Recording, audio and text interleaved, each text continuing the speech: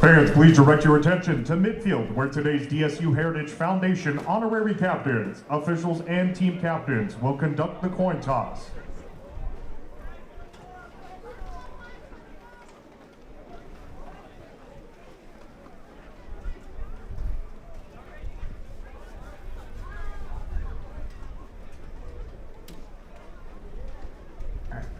Montana Tech, you're the visitors.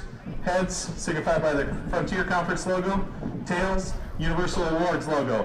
Heads, tails. Your call? Tails is called.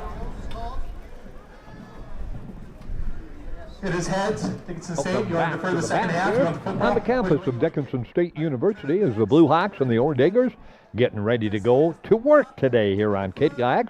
KBOW Consolidated Channel 18 live TV across all of western North Dakota, and of course on the Dickinson State Blue Hawk Network television station, the YouTube Blue Hawk Network. So we're all over the place today, from radio to TV and every point in between, as the Blue Hawks and Orediggers getting set to go to work on this Senior Day and Blue Hawk Booster Award Day today. My color guy, Jim Dow, was the honorary captain along with Deb Dragseth today and Scooter Persley. So they're down on the field. They did the coin toss, and of course, Jim, Deb, and Scooter, what a job they did. You got to check it out if you haven't got one. The 100 years of football history in Dickinson State University. Homecoming several weeks ago had over 500-plus players return for that, and that book is just outstanding. And Jim and Deb and Scooter, what a job they did. So a tip of the hat to them, and they were honored today as the honorary captains here at DSU. Like we said in the pregame, kind of a strange situation for the Blue Hawks. 10 years in a row, back to 2015. The Hawks have not had their season end this early. Of course, they're off next week. They have that bye on the third week, and now the last week of the regular season, them and Montana Western will be off next weekend as Dickinson State closes out play on the 2025 campaign today. They come in again 3-6. Montana Tech, we don't have to tell you how good they are. When you're 9-0 and 4-0, you're good. And the Orediggers are just that. Hey, the sun's starting to pop through. About 30 degrees, the north wind at about 15 to 20. Kaplan with a high end-over-end kick. It's going to bounce into the hands of the deep return man across to 25, and he breaks the tackle there. Cuts back to the outside, gets to the 40, and now he's across the 40. Kaplan trying to chase him down, and he will grab him and bring him down at the 45-yard line. He went from the near hash mark to the sideline, back to the near hash mark, to the far hash mark, to the far sideline, and finally brought down that time with Levi Torgensen, a guy you probably would like to keep it away from, but he filled it at about to 10 and brings it back about 44 yards, and that's where Montana Tech will go to work. Remember, they have outscored their opponents 102 to 10 in the first quarter, so they're looking to get off to a quick start here. Are the Orediggers ranked number 5 in the nation. And again, they've got a standout offense. Wilson leading the way. We'll call Torgensen's name a lot. They'll go to the shotgun. They'll come left to right in motion. They'll send the guy into motion.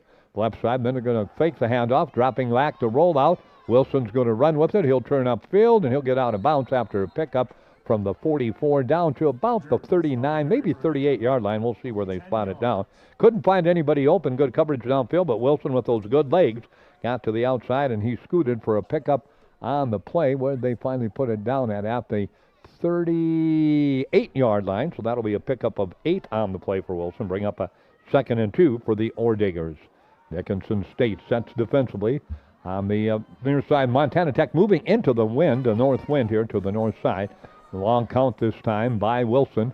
This time he's going to tuck it and hand it. And short gain, I think maybe just shy of first down yardage.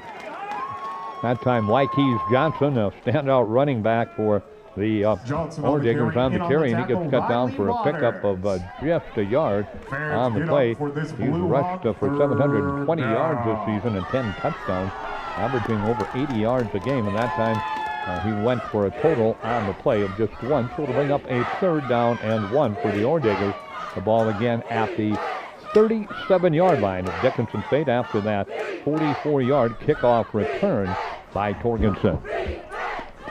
Shotgun formation again. Long count by Wilson. They're going to put Torgensen in motion. There's that jet sweep. Torgensen getting to the outside. He's got first down yardage. Dives inside the 35 to the 34. No flags down. And Torgensen will pick up 3 on the play. And we have our first down of the football game as Levi goes for a pickup of 3. And it'll be 1st and 10 for Montana Tech, and the ball at the brings up a 34 first and of 10 for Tech DSU. from the Blue Montana Hawk Tech, white 34. jerseys, white pants, those copper numerals, kind of looks like almost silver helmets. The Hawks silver helmets, blue jerseys, and white pants here at the back on a 30-degree, very brisk and breezy and chilly day here at the Bijou Activity Center. Again, they'll put the big tight end into motion this time. There's a handoff straight ahead, big hole. Waikiki Johnson's got some room. He's inside the 30-yard line, down to the 25. They spotted at the 24, and that'll be a pickup of 10 for Johnson on the play as he goes for 10 yards. And that'll be another first down for Montana Tech, and it's first and 10 at the 24 of Dickinson State. Again, congratulations to the Dickinson State women's basketball team in the Bellevue tournament in Omaha. They came up with a 72 victory over Tabor, Kansas today, and they go to 2-2 on the season. So congrats to Coach Nelson. And the Hawks men are also playing about 1:32 o'clock this afternoon down in Bellevue. There's Johnson again. He's got a seam to the outside, but he's going to be grabbed. Great open field tackle that time. Johnson on the carry. Let's see who brought him down. That might have been Hartman, but let's wait and see as they scatter out there. I think it was number 4, that 4 and 9. It was Jack Hartman, the senior, coming up and making a nice play. As Johnson is limited to just 2 yards on the pickup on his third carry. So it'll bring up a 2nd down and 8 for the Orediggers. The ball again spotted at the 22 in Dickinson State. 12 minutes left to go in the first quarter. No score, but the Orediggers trying to get into the red zone and threatening to score. They're going to drop back. There's some pressure. They go across the middle. That tight end screen to Pierce. He's got it across the middle. He's down inside the 20, down to the 15, dives forward and gets down to the 11-yard line. So that'll be 11-yard pickup on the pass completion to Pierce. Again, he is the tight end, the senior, and that goes for 11 yards. First pass completion, first pass of the ball game, and a first down, the third for the Orediggers. So it'll be first and 10, and the ball spotted at the 11-yard line of Dickinson State. So the Orediggers again moving very methodically. Their 7th play of this drive up and coming. And again, Jarrett Wilson, the sophomore, 5'11", about 200 pounds, barking out signals. Shotgun formation, they go to Waikiki Johnson, and Waikes go straight ahead. And he will go for a short pickup on the play from about the 11-yard line. They'll spot it just inside the 10-yard line. With a pickup of about 2 for Johnson on the play. Already his 4th carry. Kind of a day where you want to have a good back. They do, and you're probably going to ride him a little bit in this cold and this wind. Didn't have a lot of snow. We just had a skip of snow, so, and I think the moisture is done, but it's still very, very cold. So 2nd and 8 at the 9-yard line for Montana Tech. Long count again by the quarterback as Wilson gets some pressure. Now flips it off again. Torgensen hit at the line. He'll fall forward inside the 9 down to the 7. So that little jet sweep again, and Torgensen gets the job done for 2 yards. And it'll bring up a 3rd down and 6. And that'll be at the 7-yard line of Dickinson State University. So again, the ninth play of this drive upcoming here for Montana Tech. 10 minutes, 15 seconds remaining to play in the first quarter. Montana Tech got the opening kickoff, a 44-yard kickoff return, one side to the other side. A great job by Torgensen, set them up at their own 44-yard line, and they have proceeded, or the DSU 44-yard line, and they have proceeded to march it downfield, trying to get on the board first and continue those impressive first quarter numbers. Wilson's got a man open, but he overthrew him as he tried to drop it off that time to the tight end. That is big Derek Pierce, and goes for an incompletion, 6'3", 250, and that's a big tight end. And the Orediggers look like they probably will go for it on 4th down and about 5 yards, they call it. And the ball again right at the 7-yard line. Nope, field goal unit's going to come on. So the field goal attempt up and coming for Baranowski here, the sophomore, 6'10", so he'll attempt it into the wind, kind of right hash mark, so the wind almost straight north. It's just blowing right in north to south at about 15 to 25 miles per hour. They spot it back at the, we'll call it the 14-yard line, so a 24-yard attempt. Placement down, kick has got plenty of distance. Did it get through the uprights? It did, and it's good. And Montana Tech on the board first, and I think we can safely say, Jim, that they've been on the board first a lot this season, outscoring their opponents in the first quarter, 102-10. The Hawks get a stop defensively, and they come away kind of with a victory, not letting them score a touchdown But again, Montana Tech, a pretty impressive drive. Would like to thank Sanford Orthopedics and Sports Medicine for Look at the providing kick sports return medicine they had. They coverage had for today's great game. field position. Thank you, They Sanford kind of Orthopedics marched and down, but Sports then Dickinson Medicine. State The made a DC couple of Heritage nice Foundation would defensive like to plays welcome the to keep Society it to a Theater. field goal. And We're selling I'll tell you 50-50 what, that tickets wind today. is brisk Purchase down your there. It is 50-50 tickets. Winning not ticket quite will am be I drawn wearing between the pants third weather, and but fourth quarter. it's chilly down there. And of course, the gloves that they wear nowadays, I don't know if they're great at keeping the hands warm, but I know they're sticky. And of course, it'll be interesting to see how the teams handle the football this afternoon, with it being as chilly and as windy as it is. And that wind is just blowing straight down through the field. It is quite breezy down on the field. So again, Montana Tech leads it 3-0 on the CHI. St. Alexius South scoreboard, 9:50 the time of the score, and they lead 3-0, capping that 10-play drive. That covers 44 yards for Montana Tech. So there we go. Montana Tech will kick into the wind. You said that north wind, as Jim mentioned, he was down for the, congratulations, Jim, by the way, being the, did you flip the coin or Deb? We couldn't tell. They wouldn't let us. The referee you know, the other refs, these guys must be out of Montana, the North Dakota, South Dakota crews. I let the honorary captain flip it. Fair catch taken on the kickoff, got up in the air. Good choice that time by Dickinson State, as getting under and signaling for the fair catch was Ben Glasscock. And the Blue Hawks will go to work, minus their starting quarterback, of course, out with that head injury up last week, concussion status, and Marcus Sanders, who hasn't played all the time. He's missed about 5. This will be the 4th complete game he's missed and the 5th partial game he's missed. So they go back to Jace Fries and Hudson Grovem, and they've played a lot this year for Dickinson State. And let's see who gets the start today. Looks like they may go with Grovem. No, let's check. It looks like they'll go with Fries, probably a quarterback. So Fries will get the start. Nope, that's Grovem. Well, it is Grovem. Okay, yeah, there we go. So Grovem will get the start at quarterback. So Grovem will go to work. Hudson gets ready at quarterback. They'll go shotgun formation.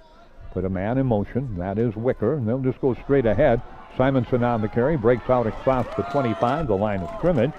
And he'll get out to the 6 yards. Makes it a second and at the 4 20 or 31, 32-yard line. Let's find the 31. So nice pickup, 6 yards for Simonson, the Hawks' leading rusher on the season. You talk about Sanders missing time. The top 3 running backs for Dickinson State have been out, in and out, I should say. Simonson's kind of been the healthiest one of the bunch, but Rist and Dossinger have missed games as well.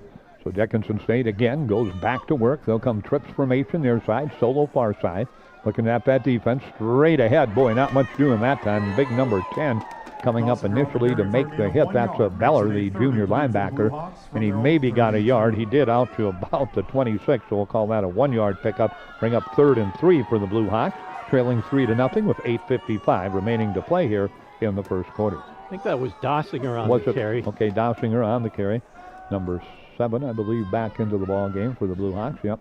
Now he's going to check out, and Gunlack's going to check in, bring in another wide receiver on this 3rd down and 4. 3rd down and 4. Hawks have it at the 31, well, let's call it the 32-yard line. They finally put it down. Great job, our friends at KBOW in Butte, Montana with us today. Good to have you folks along. Rod Clayton and Jim Dowling. There was a wide open Wicker. And Grovem threw it well behind him on the hash mark towards the Dickinson State bench. And boy, he was open, had first down yardage, but it goes incomplete.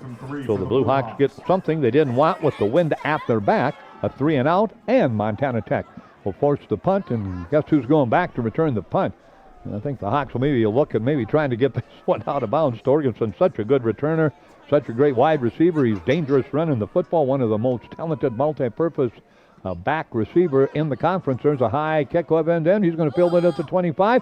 Breaks the tackle there, up the middle. There he goes again. Another tackle broke. He's at the 45, down to the 43. And like I said, I don't know why you want to kick it to him, but they did, and he returns it from the 25 into Dickinson State territory. Let's add it up there. That'll be about a 34-yard return, so a nice return on the return by Torgensen. And you give them good field position, they're going to take advantage of the talented offense. We got immediate timeout. So along with Consolidated Channel 18 TV Live, the Blue Hawk Network, KBOW in Butte, KDIX and Dickinson will take a 1-minute timeout.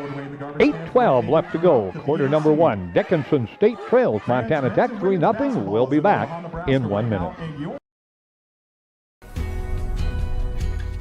Rooted in the heart of our vibrant communities stands Bravera Bank, offering complete financial services for banking, wealth management, and insurance.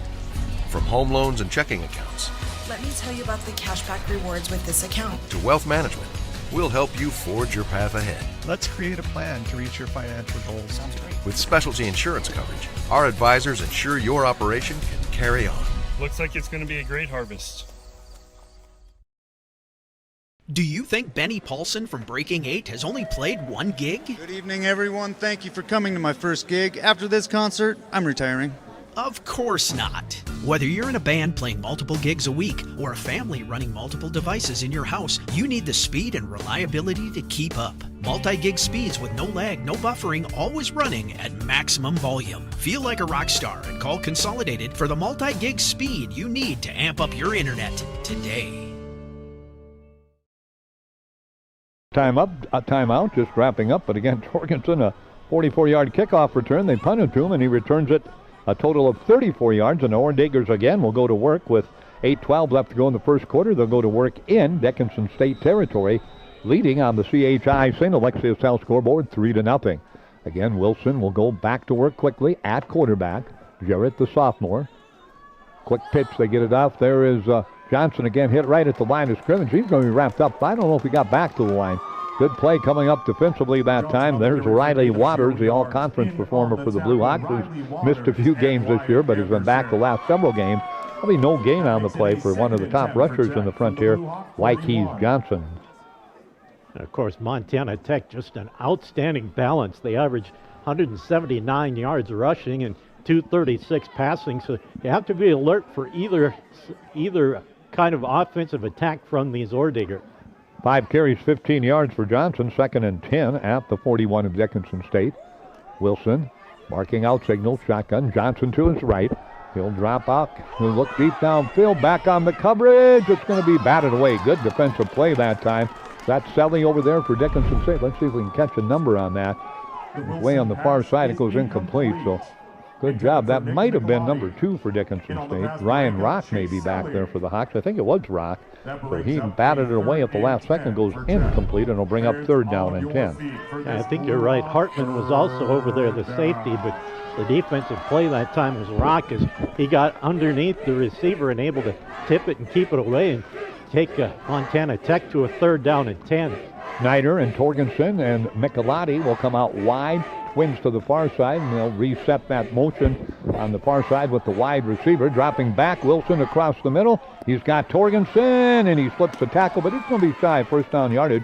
Good coverage that time by the Hawks. Torgenson somehow managed to get it and go for about 7 yards. They're going to split it down. Let's call it the 39. They got to get to the 36, so 7-yard completion on the reception. And I think the Orediggers will go for it here into the win. No chance probably for a field goal. That would be now back to 34, back to the 4. Be about a 50-yard field goal into this win, and highly unlikely they will. So 4th down and 3, and they have the ball just shy of the DSU 34-yard line. And a big open field tackle that time by Hartman, the safety, to come up. If he doesn't get the tackle there, Torgerson's off. They're going to let the play clock run down. They're still looking to the sideline. They might take a timeout here. Let's wait and see. Yeah, they will. The play clock goes down, and they'll take a timeout. So we'll do the same along the network today here at the back on the CHI St. Alexius Health scoreboard. 6.5 left to go in the first quarter. Montana Tech 3, Dickinson State nothing. The Orediggers looking at 4th and 3 at the DSU 34. We'll be back in 30 seconds. Howdy, partner. This is Cowboy Clay with my trusty steed, Hercules. There's a new stop on the map, Cowboy Station in Killdeer, North Dakota. Whether you ride steel or saddle, Cowboy Station's got everything you need to fuel your rig, feed your crew, and fill your cup. Remember, y'all, don't forget to come on down to Cowboy Station, where we have everything you need for the trail ahead.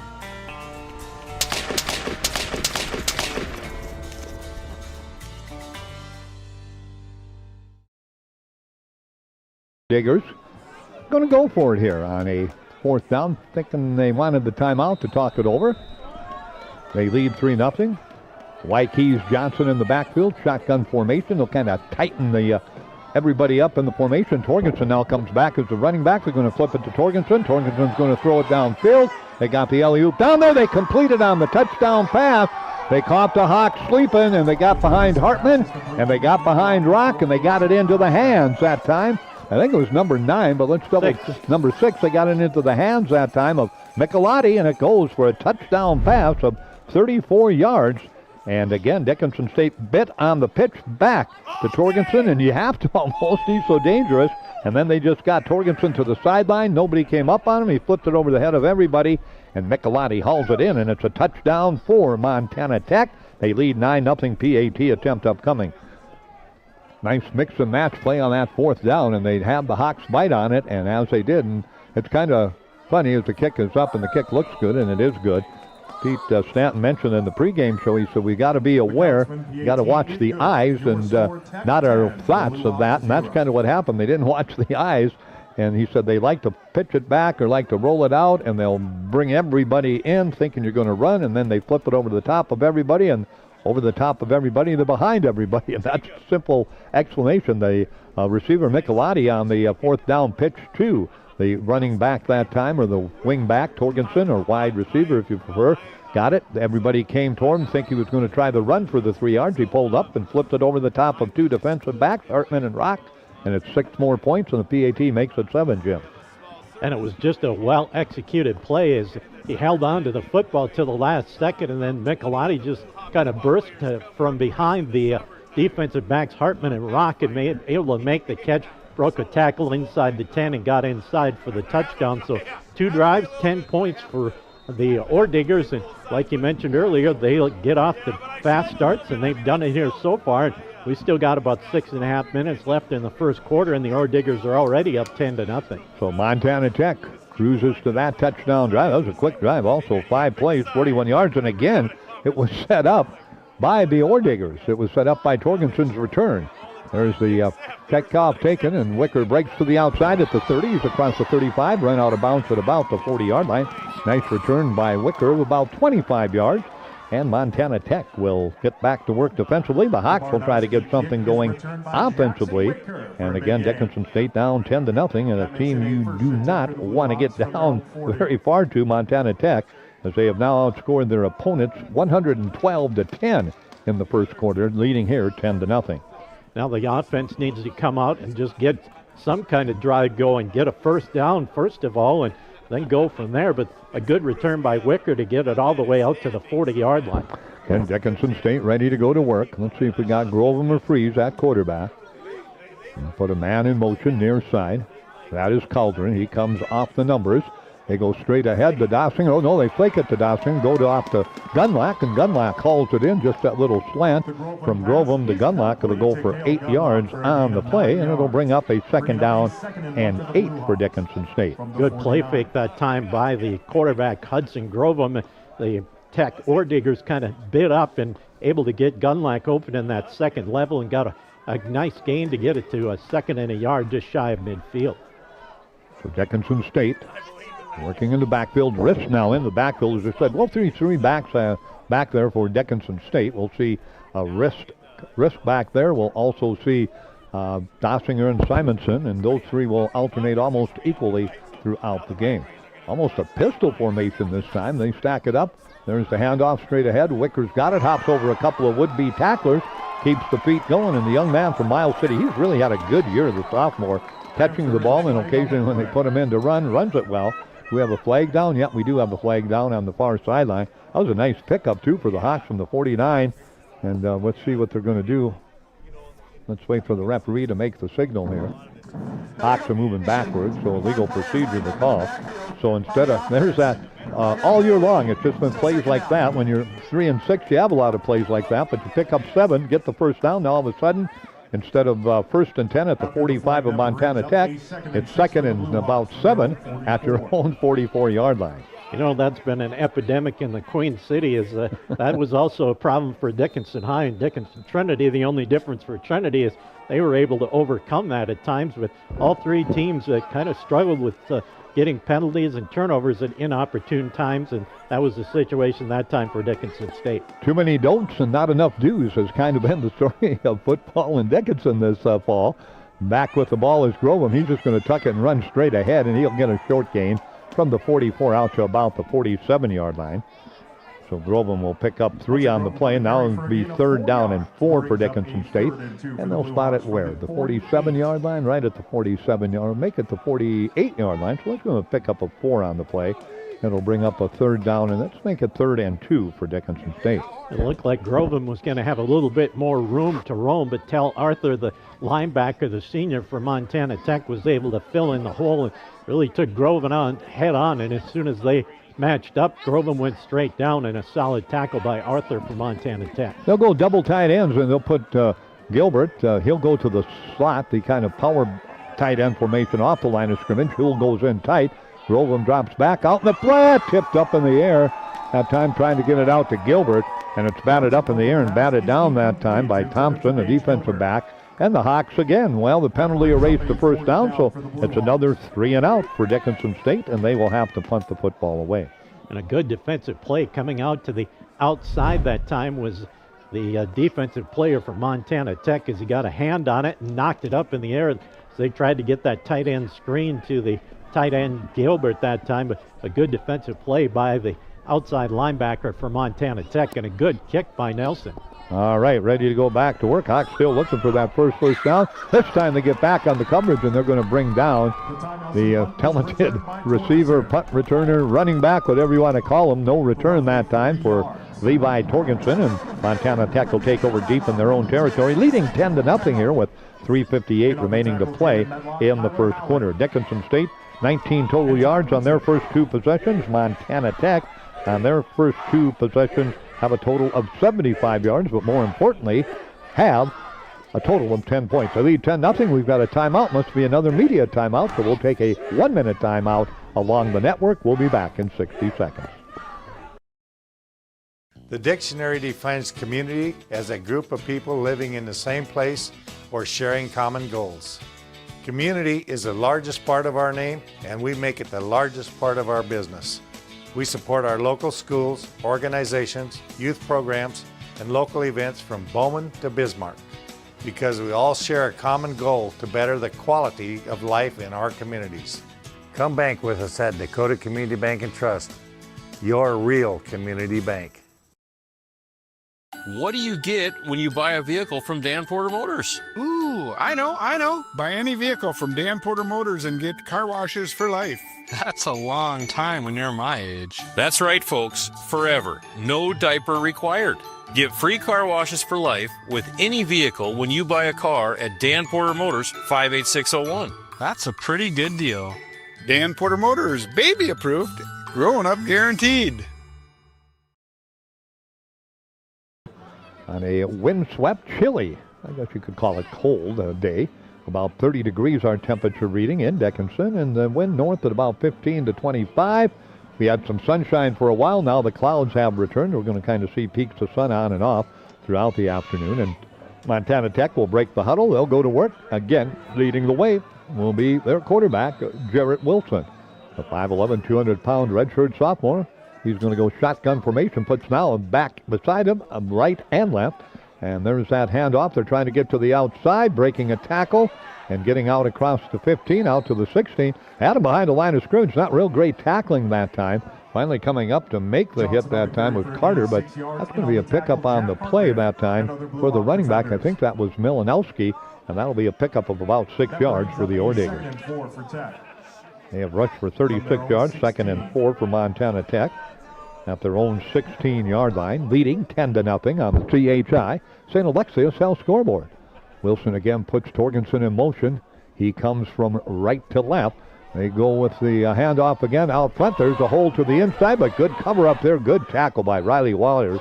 That time looked like there was going to be some room, and Riley just got the ball carrier right around the ankles that time, and bringing down the ball carrier, Montana Tech that time, number 30, Ho on the carry, and he goes for maybe a yard on the play. It'll be 3rd and 3. Well, 3rd and 3 up the 17-yard line. Montana Tech, they bring in a whole new offensive format for the Orediggers. Checking back into the ball game will be Netburn, a tight end. And he'll going to come out wide to the near side with Torgensen. They'll go solo to the Montana Tech side, the east side of the Bijou Activity Center. The Montana Tech bench side. Again, Wilson, long count. Wilson straight ahead. Waikiki Johnson trying to get to the outside. And he breaks the tackle. He's out across the 30 or 20 to the 25-yard line. I think that was Johnson. Let's see his entangle down there. Thank you, Consolidated TV, for a great replay there. Jim, you catch a number on that? That's number 22. Let me correct myself. That's Milanowski again. So Milanowski will go for a pickup on the play from the 16, or make it the 17. That was a 9-yard pickup, first down number 4 for Montana Tech. And good patience that time by Milanowski, as it looked like Dickinson State was going to have him stacked up, but just took a step back, popped it to the outside, and got the first down for the Orediggers. 10-0 lead, Montana Tech. A minute 45 left to play here in the first quarter. Again, Milanowski on the carry, this time dropped after a pickup of about 2. Nice play coming up defensively for Dickinson State that time. Again, might have been the Blue Hawks number 39. That's Nathaniel Gillick, I think, coming up and making the initial hit for Dickinson State. And also coming up that time, Kyler Howlock, a linebacker. So a short pickup of 2, and it'll bring up a second down and 7 situation. And the Diggers that time sent Torgerson in motion. He went behind the quarterback Wilson that time, and after he handed it off, they went to with the fake to the pitch to Torgerson, but Dickinson State didn't bite and held him to just a 2-yard gain. This time Wilson out of the gun, drops straight back. Oh, wide open across the middle at the 45 of Dickinson State. Hartman comes up and makes the tackle, but there's, I can't remember if it's Piercy or Pierce. I apologize, but we don't have it on my pronunciation guide. That was the one name I was going to ask the coaching staff next to us about, but it's a nice catch and run, and that goes from the 28 to the 48. That's a 20-yard reception on the play. Yeah, broken coverage that time, and as it looked like the tight end just kind of snuck into an opening, and none of the Dickinson State defenders came up to him until the ball was in the air, made the catch, and a good run afterwards, and Montana Tech already close to midfield. 48-yard line is where the Orediggers have the football, their own 48-yard line. Final play maybe of the first quarter here. They lead 10-0.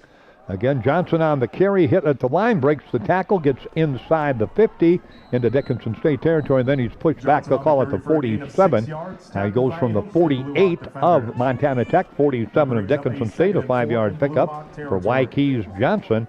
And that should bring an end to our first quarter of play as the clock winding down, and Montana Tech leads 10-0 on the CHI St. Alexios South scoreboard.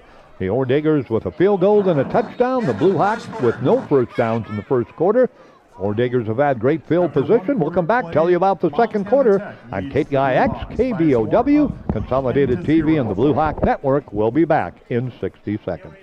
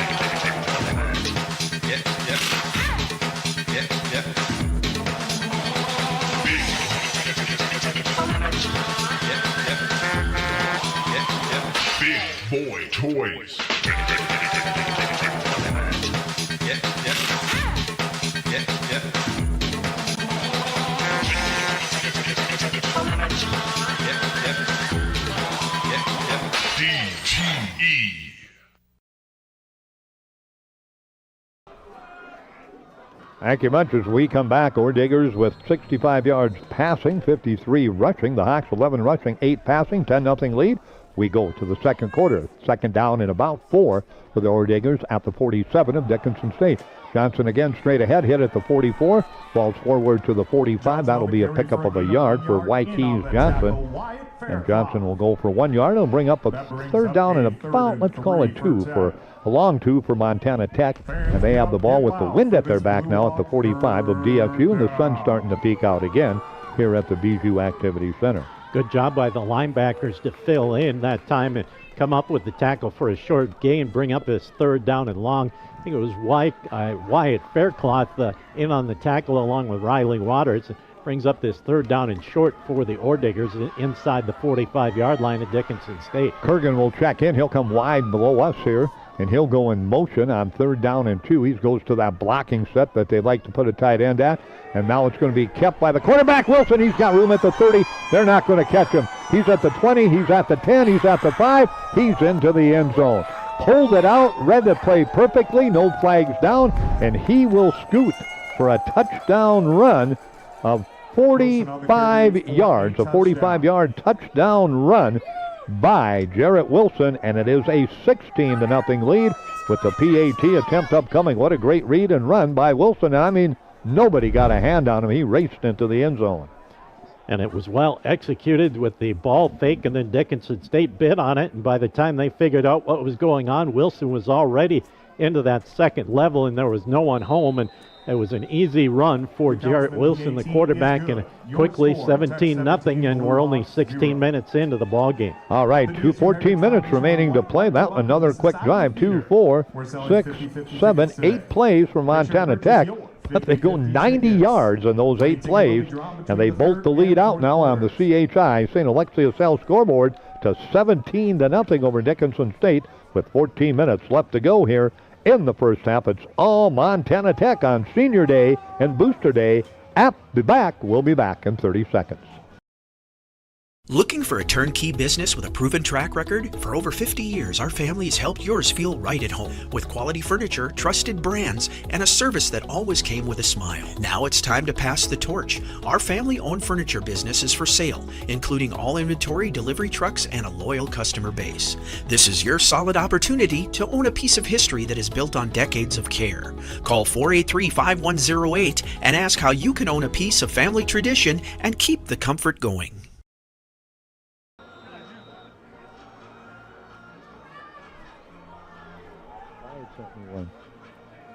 Ready to go back to work again for Montana Tech. 8 plays, 90 yards. Wilson from 45 yards out. And it's a 17-0 lead for the Orediggers. High end over end kickoff. That's going to carry back to Wicker. He's going to bring it out from the goal line. He's to the 10, the 15. Cuts back at about the 18. Brought down right about the 19-yard line. So that's where Dickinson State will go to work. 1st and 10 at their own 19. And the Blue Hawks now in a 17-0 hole to Montana Tech with 13:54 remaining to play. And they have not had a first down yet.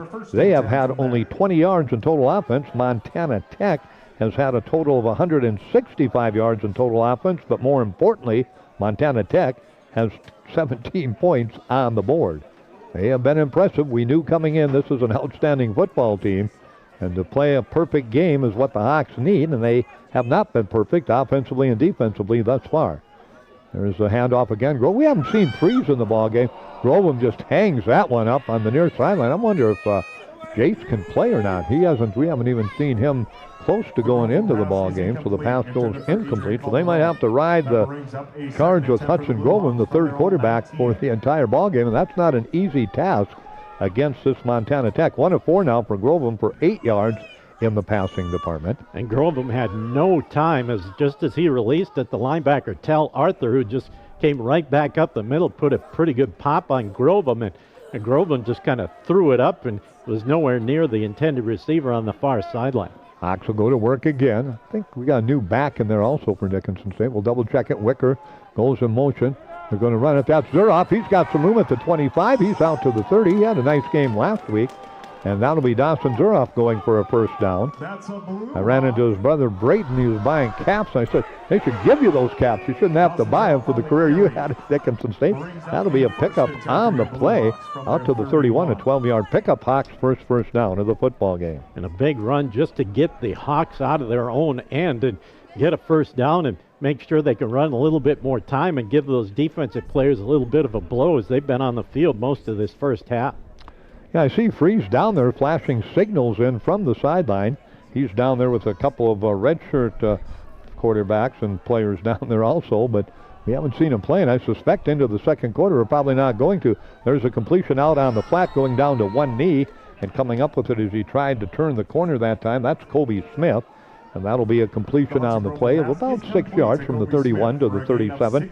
2 of 5 now for a total in the ball game for Dickinson State's Grovem, a 14-yard 2nd and 4 for the Hawks at their own 37. Yeah, there's 3 guys flashing signals, and 2 of them are freeze.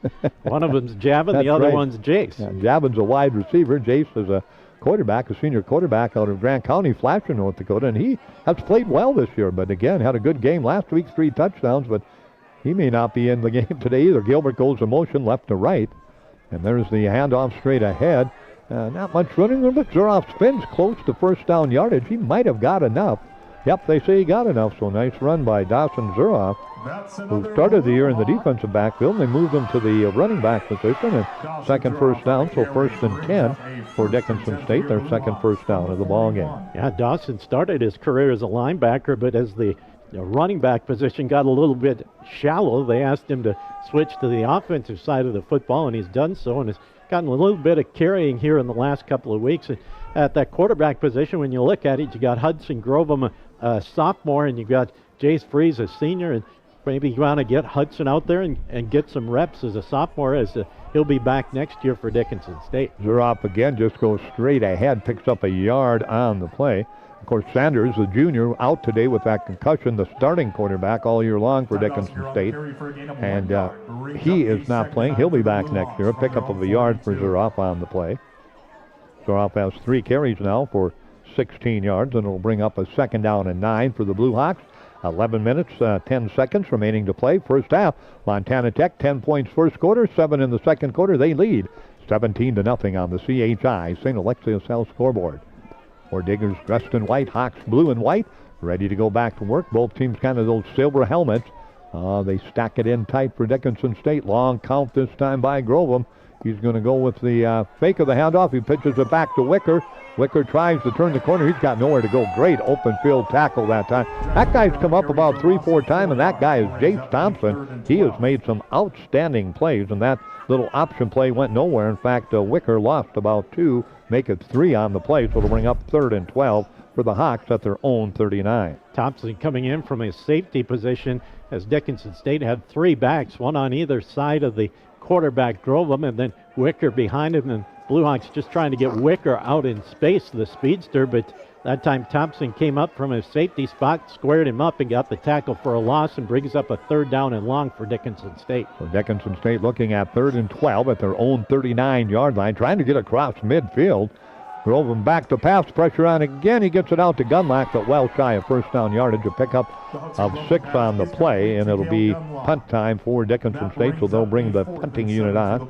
Grovem now 3 of 6 for 20 yards passing, and no touchdowns, no interceptions. The Hawks have rushed for 24 yards, but did pick up a couple of first downs with 9:40 and the clock moving, and Montana Tech leading 17-0 on the CHI St. Alexius Health scoreboard. Now Ty Nelson back in to punt the football, and he's punting into the wind. He's had a couple of good punts with the wind. Let's see what he does against the wind. Not too bad. Torgensen will come up, make the fair catch at the 30-yard line, and that's where Montana Tech will go to work at their own 30-yard line. But the Orediggers right now in command with 9:23 remaining to play here in the second quarter. Montana Tech on the CHI St. Alexius Health scoreboard leads it by a score of 17-0. We'll come back. We've got a timeout on the field. We'll be back in 1 minute. Fans, please direct your attention to the video board for our helmet. At Infinity Real Estate Group, we go to great lengths to find the answers to most any questions our clients may have. We strive to do our best to personalize your buying or selling experience with firsthand knowledge. I really love Dickinson. How is the weather here in North Dakota? You know what? It's amazing. We can have all 4 seasons in 1 week. When it's time to choose the team to represent you with all your real estate needs, choose Infinity Real Estate Group. Experience the Infinity way. Infinity Real Estate Group. As your local Touchstone Energy Cooperative, we wear many hats. We take pride in serving our members and our community by going the extra mile in everything we do. Because we not only work here, we live here.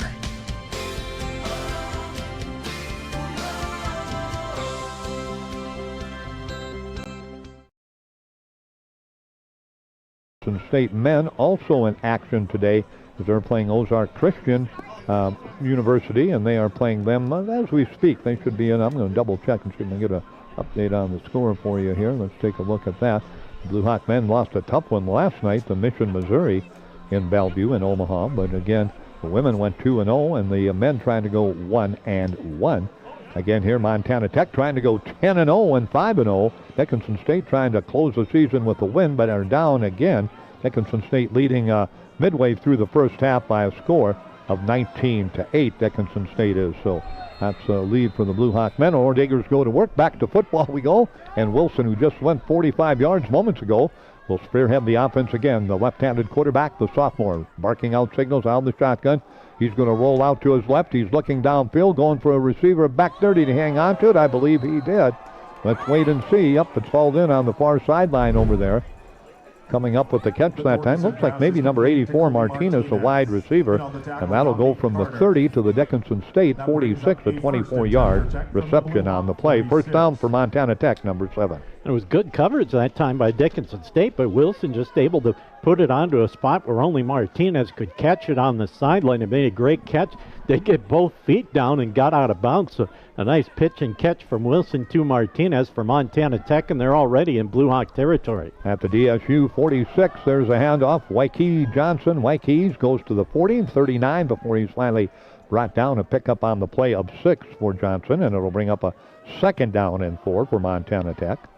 They spot the ball right down at the 40 of DSU. Great patience that time by Johnson, as it looked like Dickinson State was going to have it covered up, but Johnson just patiently waited for the opening to pop open and able to get to the outside and get the first get the nice gain on first down. Waikees Johnson goes to the left of the quarterback, Jarrett Wilson, out of that shotgun formation. They go trips formation, far side, the border side just solo. They're looking across the middle for the screen. Oh, they've got it set up nicely, and the Hawks come up trying to break it up that time.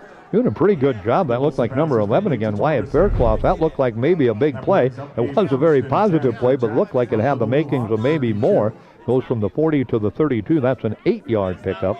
On the play, first down for Montana Tech. Yeah, Faircloth able to come up, also getting help from another linebacker, Kyler Halleck, as he came up to help, but got it for a short game, but it was enough for first down yardage inside the 35. So at the 32-yard line of Dickinson State, back to pass Wilson, looking deep. He's scrambling. He breaks the tackles. Now he gets away from the pressure, but finally brought down after pickup of just a yard. Good hustle defensively that time by Dickinson State up front. It'll be a pickup to the 31, just 1 yard on the play. Well, it looked like things opened up for Wilson, and as soon as he took off, the defensive lineman, May Stuber, able to come up and get the stop for a short gain. So despite the fact that Wilson got free, Stuber came up and got the tackle for a gain of just a yard.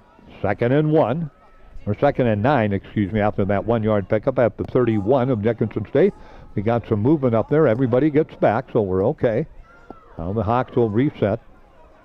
Again, Wilson comes back up. Play clock under 5. 6:40 left to go. 17-0 here in the second quarter. They go to Waikees Johnson. Nobody's over there. And he's got all kinds of running room inside the 15 down to the 10 as Waikees will go for a pickup of 21 yards on the play, and that is another first down. Well, they had everybody fooled on that one. Not quite sure what the Hawks are reading, but they definitely didn't read that one right, and Waikees Johnson took advantage of it. 123 rushing, 90 passing. Jim talked about the balance of Montana Tech showing it off here in the first half. So first and 10 for the Orediggers. Their 9th first down, and it will be first and 10, actually first and goal, as they spot it down at the 9-yard line of Dickinson State. Torgensen in motion, they jet sweep it to him. Just a little flip back, and that's was it a forward flip or a backwards?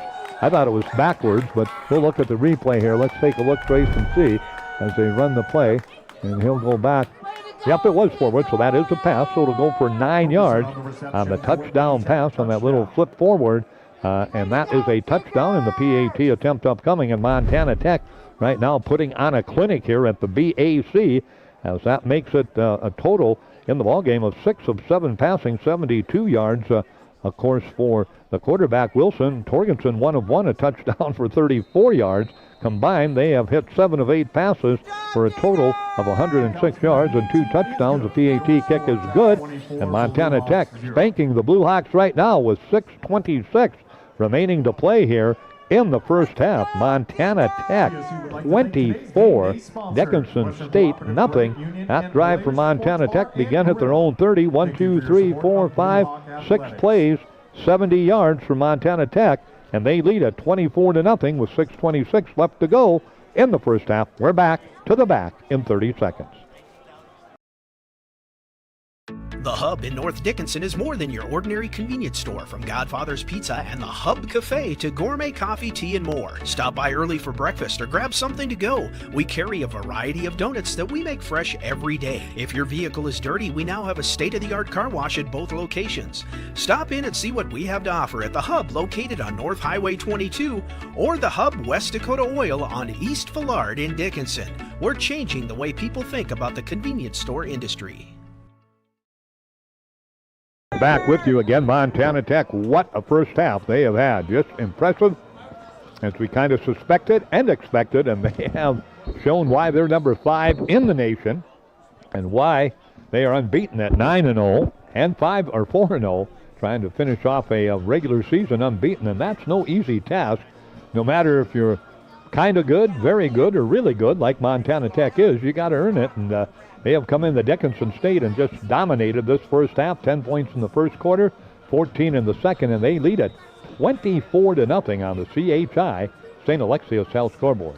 And I think the thing that's maybe most impressive is just the execution that they do, especially offensively. There's a shorter kick, goes out, or a longer kick. It goes out of the end zone. And it'll go back to the 25, and that's where DSU will go to work. And the Hawks, like we said, I guess we've come to the conclusion that Hudson Groven's going to be the quarterback all way. We do, of course, starting quarterback for Dickinson State. Sanders injured last week, did not play, played 2 plays last week, went out with that apparent concussion. And then, of course, Jace Freeze played through 3 touchdown passes and helped the Hawks. Is he going in now? Yep. Okay, we're going to see a little bit of Jace Freeze. So Freeze is going to check into the ball game. That answers my question, so Freeze will be in there. Looks like Zuroff will stay at running back for Dickinson State. They'll go trips to the far side for the Blue Hawks. Long count this time. Put the man in motion, Wicker. Wicker goes left and then comes back to the right. Freeze drops back to pass, looking across the middle, throws it across and he'll right into the hands of Gunlock, and I think he heard footsteps. And he just dropped the ball right in between the hash marks at about the 30-yard line with some room to run, but it goes incomplete. So it'll bring up a 2nd down and 10 for the Blue Hawks.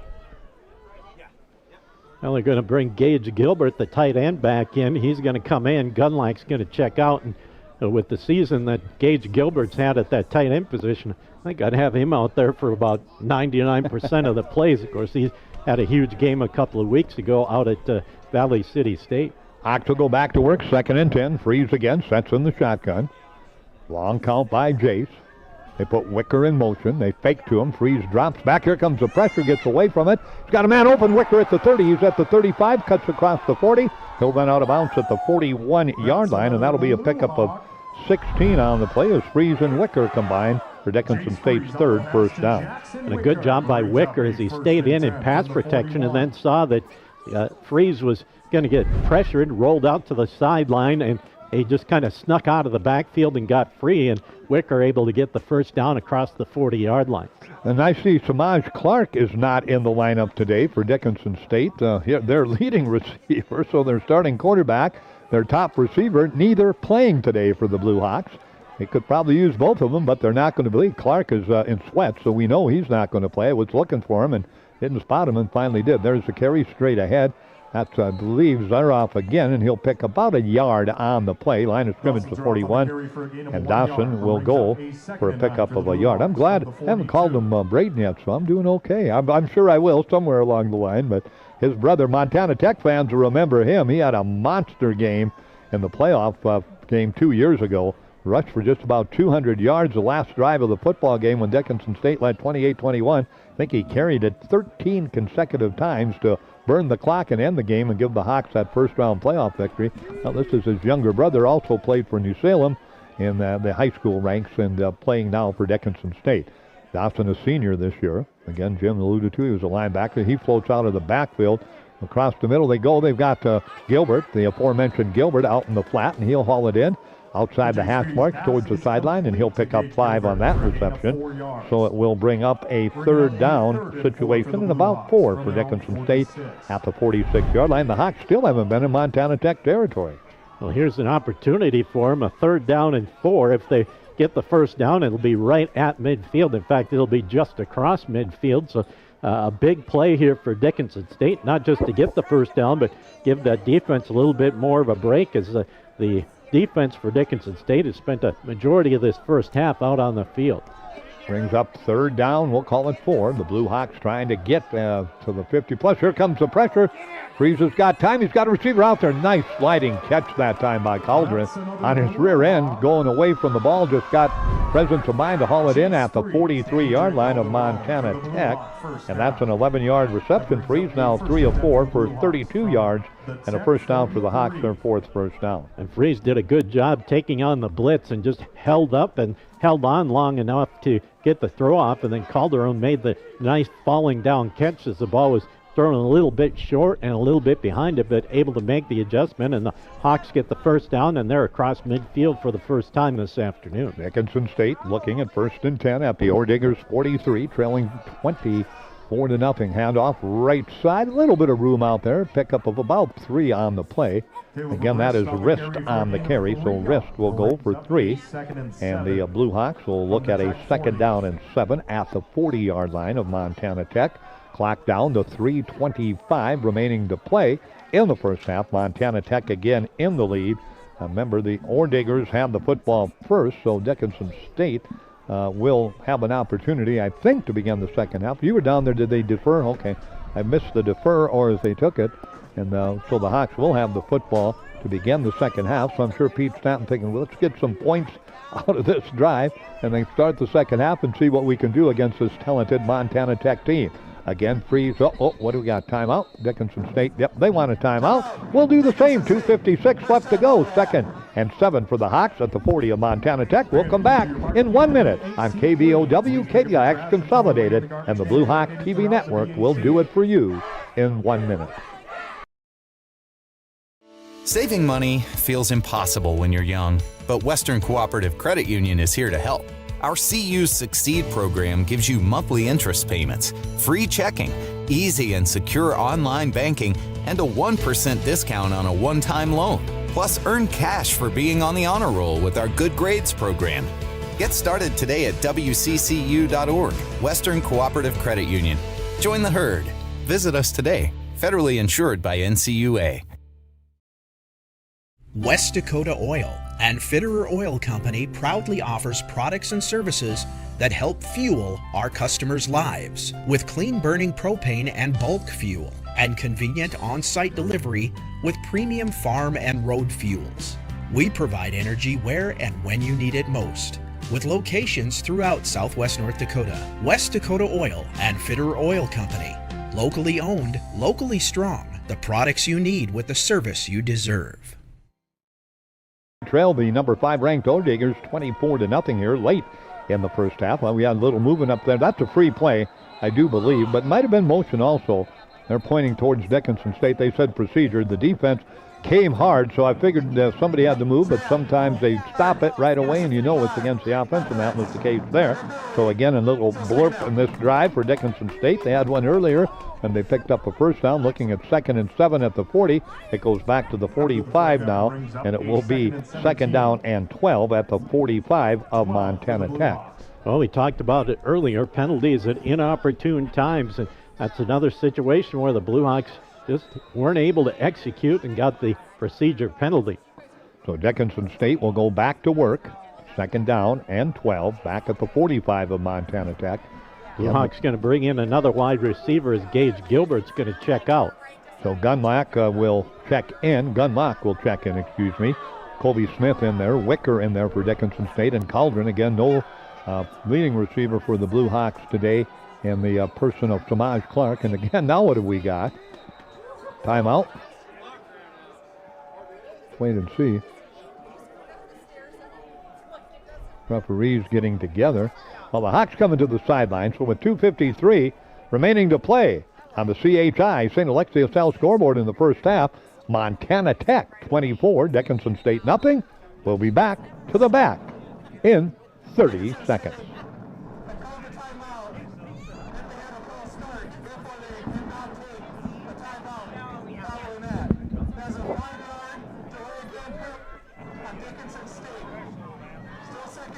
Did they take a timeout?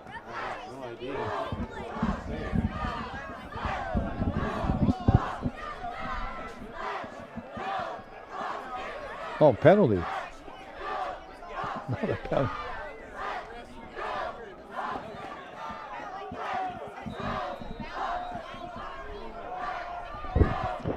Another 5-yard penalty, motion penalty against the Hawks. So 2nd and 17 at midfield. There's the pass that goes to Gunlock at the 45-yard line. That'll be a pickup of 5 on the reception for Gunlock. Freeze now 4 of 5 for 37 yards passing. No touchdowns, no interceptions, but those 2 penalties, motion penalties, went from 2nd and 7 to 2nd and 12 to 2nd and 17, and now it's 3rd down and 12 for the Hawks at the 45 of Montana Tech, with 2:25 and the clock rolling here in the first half remaining to play. Montana Tech leads it 24-0 on the CHI St. Alexius Health scoreboard. Again, Freeze will go shotgun. Wrist to his right, I believe. Into the ball game. They put Kobe Smith in motion. Wrist will stay in the block. Now what have we got? Procedure, yeah, again, another 5-yard penalty. Not quite sure what's going on out there with Dickinson State. We're way up here, but apparently that's like 3 motion penalties in a row when it was 2nd and 7. Now it's back to the 50, so it's 3rd and 17 now for Dickinson State at the midfield stripe. Sometimes when it rains, it pours, and the drizzle and the sprinkle has turned into a downpour here for Montana Tech, leading it 24-0 over Dickinson State. And the Hawks going backwards after a nice start to this drive. Then 4 consecutive motion penalties have pushed them back to midfield.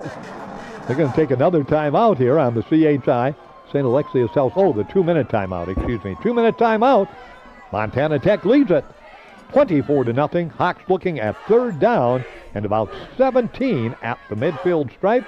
We'll be back in 30 seconds on KBOW Butte, KDIX Dickinson Consolidated Live TV across Western North Dakota and the Blue Hawk TV Network. Back in a half minute.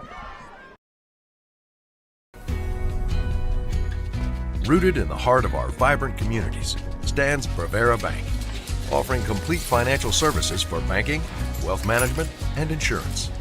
From home loans and checking accounts, Let me tell you about the cashback rewards with this account. to wealth management, we'll help you forge your path ahead. Let's create a plan to reach your financial goals. With specialty insurance coverage, our advisors ensure your operation can carry on. Looks like it's going to be a great harvest. All right, ready to get back to work. Hawks looking at a 3rd down and 17. So 3rd and 17 at the 50-yard line. Freeze all by his lonesome. Naked backfield. Drops back a little screen across the middle. They go to Gilbert. That's going to be a catch, but that'll be a loss on the play of 2 yards. So it'll be a loss of a completion of 2 yards to Gilbert. And it'll bring up a punting situation, I assume, here for Dickinson State. Now Tech will use the timeout. So we'll take another quick 30-second break here on the CHI St. Alexius Health scoreboard. Dickinson State down by a margin on the CHI St. Alexius Health scoreboard. They trail by that margin of 24-0. Back in 30 seconds. Have you ever left home wondering if you locked the front door or closed the garage door? Did you forget to turn out the lights or lower the thermostat? Who's watching and protecting your home when you're away? Consolidated Home Security and Automation can take care of the little things so you don't have to. With 24/7 monitoring backed by local techs and support, Consolidated has you covered. Call 483-4000. Convenience, comfort, and control in one app. Total peace of mind. That drive, that 1, 2, 3, 4, 5, 6, 7, 8 plays will end for Dickinson State. The longest play series of the ball game did get into Montana Tech territory, but then went backwards with 4 consecutive penalties for motion. There's a high end-over-end kick, and it's going to sail out of bounds. That didn't go anyway. Boy, terrible punt by Nelson, the Dickinson High product. That got up in the air. The line of scrimmage of 49, and they're going to bring it all the way back. Like we said, it's a downpour of not very good football right now for the Hawks. So 49, that's a punt of 6 yards for Nelson that time. And Montana Tech leading already 24-0. They'll go into work at the 45-yard line, their own 45-yard line. I'm trying to think. Tech has scored on every possession they've had here in this first half, I do believe. As I look back at my play-by-play sheet, but they'll take over at their own 45 with a minute 47 left to go here in the first half. Wilson again barking out signals for the Orediggers. They flip it back into his hands. He'll drop straight back. They keep it back in. There's that little screen up the middle. There's all kinds of room, and across the 45 of Dickinson State to the 40 before Gilly comes up and makes a hit on Milanowski out of the backfield. That will go for 15 yards on that completion. And just a great execution that time by the Orediggers as the lineman got out in front of Milanowski, and he made the catch and had all kinds of room. Got a gain of about 15 on the play. So it brings up a first down for Montana Tech, first down number 10. They go back to work at the 39 of Dickinson State. There's a little flip out, and that's going to be a completion for about 40 yards. Torgensen will haul it in, and it'll bring up a second down and 6. So second and 6 for the Orediggers with the ball at the 35 of Dickinson State. Montana Tech, 2 timeouts remaining. The Hawks, 2 timeouts remaining. Back into the ball game. Dylan Schneider will go wide to the far side. He'll go wide with Torgensen. Wilson again. Milanowski stays in the backfield with him. Milanowski gets the call. Milanowski gets the carry, and he's got a pickup of about 4 yards. Be about a yard shy on that rush for Milanowski. Again, the Orediggers have rushed for a total of 110 yards in this football game. So to bring up a third down, and they have passed for a total of about 130. So again, just straight balance, third down and a yard. Clock under 30 seconds. Wilson again will put Torgensen out wide. That's a guy we'll keep an eye on. He's his go-to guy. There's a little fake. They go to Milanowski again, and this time the Hawks will shut it down, but it's still going to be enough for a first down yardage on 3rd and 1. Pickup of about 3. They'll go from the 30 down to the 27, so a 3-yard pickup on the play. Osborne in on the tackle, but 1st and 10, number 11 in the first down category. Play clock down to 13 seconds. I think the Orediggers are going to burn a timeout here. They'll maybe take a couple of shots maybe at the end zone. And then, again, it would be a long field goal. Right now they're at the 27, be about a 45-yard. But you do have that north wind at about 15 to 25 straight at your back here. It's a straight north wind. Don't see many straight north winds here at the Bees. You see a lot of northwest winds, a lot of southeast winds, a lot of northeast winds, but not too often do you see a straight northwest wind. So the Orediggers on second down, they just spiked it, so it'll be a second down and 10 situation with 13 seconds remaining. Wilson again, definite passing situation. Looking deep, Waters trying to get in there. They look down towards the backfield, and it's going to be incomplete. Good coverage by Dickinson State. There's a flag down. Where's the flag at? It's in the end zone. Oh, okay. They're going to get pass interference. Okay, 15-yard penalty, so pass interference. That didn't look like pass interference, but maybe I want to think with the. Here we go. We can watch it. I think the penalty. See, I think right there you see he grabbed. Oh, he got him on the arm. Yes, he did. He spun him around, and he had good coverage on it, but he got that hand in on the receiver's hand and spun him around at the last second. So the play clock down to 7 seconds. They're going to send the field goal unit in, I do believe. Well, the problem on that play no, they're going to go for it here. The problem on that play for Dickinson State is the receiver was looking to the outside, and the pass came inside, and Hartman had to make an adjustment, and he just happened to grab the receiver by the arm. They go in the end zone. Did he hang on to it? He did. Touchdown. There's Torgensen again, and they score with 2 seconds remaining. Unbelievable. They gambled, didn't take the field goal, went for the touchdown, and it's hauled in from 12 yards out. Torgensen hauls it in. Levi with the touchdown, and Montana Tech leads at 30-0 on the CHI St. Alexius L scoreboard with the PAT attempt upcoming and another drive. 1, 2, 3, 4, 5, 6 plays, and they go 55 yards. Boy, they have just been impressive today, Montana Tech. It's the tip of the hat to this offensive unit and their defensive unit, but offense has really been impressive. The kick is up and good, and it is a 31-0 lead at halftime for Montana Tech on the CHI St. Alexius South scoreboard. Let's take a 30-second break. Along the network, KBOW in Butte, KDIX in Dickinson, along with Consolidated TV Live and the Blue Hawk TV Network. Back in 30. Howdy, partner. This is Cowboy Clay with my trusty steed, Hercules. There's a new stop on the map, Cowboy Station in Killdeer, North Dakota. Whether you ride steel or saddle, Cowboy Station's got everything you need to fuel your rig, feed your crew, and fill your cup. Remember, y'all, don't forget to come on down to Cowboy Station, where we have everything you need for the trail ahead.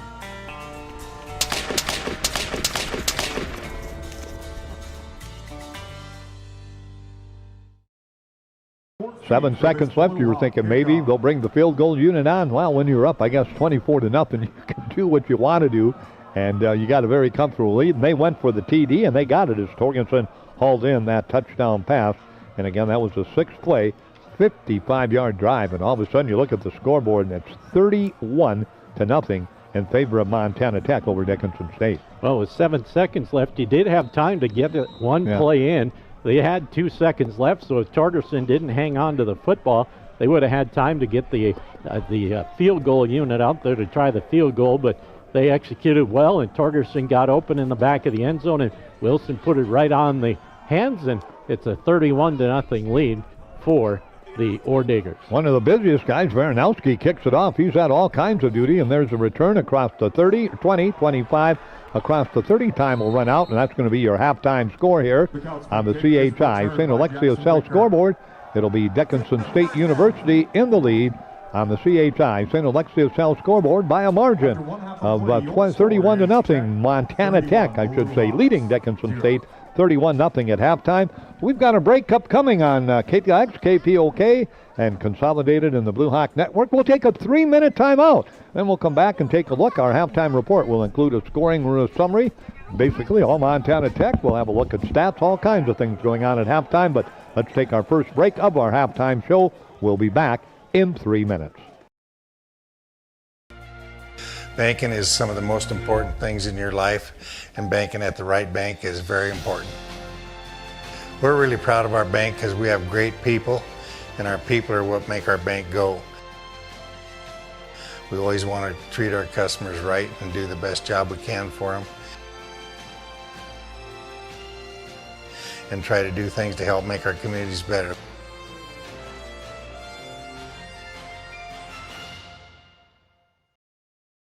So let's say you buy one of those value meals and it costs you about $10. Then they give you one free value meal once a week for the rest of your life. That would be a pretty good deal, right? Well, at Dan Porter Motors, when you buy a vehicle, we give you free car washes for life, valued at about $10. Let's say you wash your vehicle twice a week for 10 years. That comes out to over $10,000. That's a pretty good deal. See Dan Porter Motors for your next vehicle and get free car washes for life.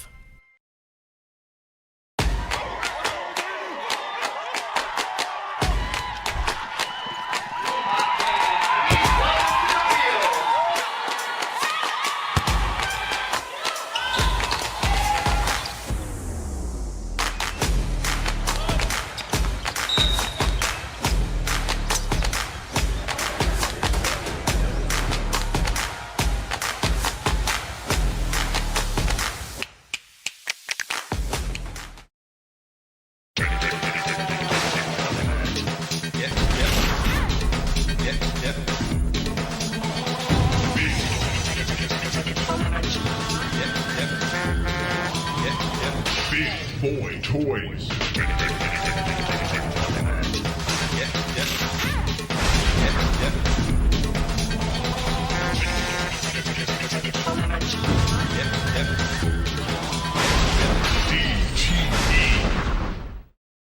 Looking for a turnkey business with a proven track record? For over 50 years, our family has helped yours feel right at home with quality furniture, trusted brands, and a service that always came with a smile. Now it's time to pass the torch. Our family-owned furniture business is for sale, including all inventory, delivery trucks, and a loyal customer base. This is your solid opportunity to own a piece of history that is built on decades of care. Call 483-5108 and ask how you can own a piece of family tradition and keep the comfort going. At Infinity Real Estate Group, we go to great lengths to find the answers to most any questions our clients may have. We strive to do our best to personalize your buying or selling experience with firsthand knowledge. Hey Ben, we love the house, but how's the hunting? Actually, the hunting around here is great. I'd love to show you some spots. When it's time to choose the team to represent you with all your real estate needs, choose Infinity Real Estate Group. Rooster. Experience the Infinity Way. Infinity Real Estate Group. We've got you. It's a pledge to make sure you're always taken care of. A pledge that your Touchstone Energy Cooperative honors each and every day. When it comes to keeping things running smoothly or getting them back on track when they're not, we've got you. Always.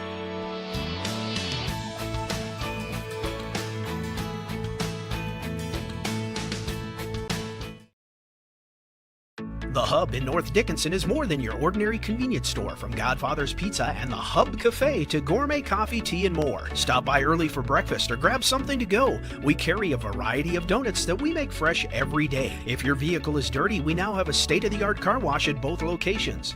Stop in and see what we have to offer at the Hub located on North Highway 22 or the Hub West Dakota Oil on East Villard in Dickinson. We're changing the way people think about the convenience store industry. Saving money feels impossible when you're young, but Western Cooperative Credit Union is here to help.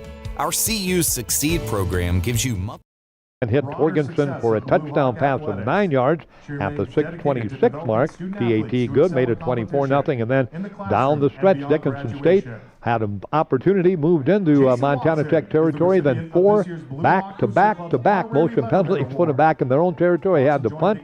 Montana Tech took 6 plays, and they raced it into the end zone from 55 yards out with a Torgensen reception of a Wilson pass with 2 seconds remaining. PAT kicked good, and that made the score 31-0 in favor of Montana Tech, and that is the way we stand at halftime. The Orediggers in command of this one, the unbeaten Orediggers, 9-0 overall, 4-0 in the conference, leading the 3-6 and 1-4 Blue Hawks, 31-0 at halftime. We'll take another break here, another 3-minute timeout. Come back and look at some of the team and individual numbers, offensively and defensively, for you as our post-game or a halftime report continues here on KDIX Dickinson, KBOW in Butte, Consolidated TV Live, Channel 18 across Western North Dakota, and the Blue Hawk YouTube network.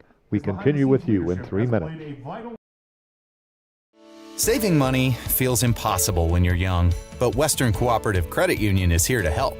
Our CU's Succeed program gives you monthly interest payments, free checking, easy and secure online banking, and a 1% discount on a one-time loan. Plus, earn cash for being on the honor roll with our Good Grades program. Get started today at WCCU.org, Western Cooperative Credit Union. Join the herd. Visit us today. Federally insured by NCUA. West Dakota Oil and Fitterer Oil Company proudly offers products and services that help fuel our customers' lives with clean-burning propane and bulk fuel and convenient on-site delivery with premium farm and road fuels. We provide energy where and when you need it most, with locations throughout Southwest North Dakota. West Dakota Oil and Fitterer Oil Company. Locally owned, locally strong. The products you need with the service you deserve. Rooted in the heart of our vibrant communities stands Prevera Bank, offering complete financial services for banking, wealth management, and insurance. From home loans and checking accounts Let me tell you about the cashback rewards with this account. to wealth management, we'll help you forge your path ahead. Let's create a plan to reach your financial goals. Sounds great. With specialty insurance coverage, our advisors ensure your operation can carry on. Looks like it's going to be a great harvest. At Consolidated, we believe that neighbors serving neighbors is what it's all about. Now, when you partner with us, we'll give you up to $150 bill credit for every neighbor or friend you refer to Consolidated. Receive a $50 credit for one service, a $100 credit for two, even $150 for all 3 services. Choose from internet, telephone, or cable TV, plus there's no limit on referrals. Get to know your neighbor and earn $150 in bill credit. Find out more at consolidatednd.com. Howdy, partner. This is Cowboy Clay with my trusty steed, Hercules. There's a new stop on the map, Cowboy Station in Killdeer, North Dakota. Whether you ride steel or saddle, Cowboy Station's got everything you need to fuel your rig, feed your crew, and fill your cup. Remember, y'all, don't forget to come on down to Cowboy Station, where we have everything you need for the trail ahead.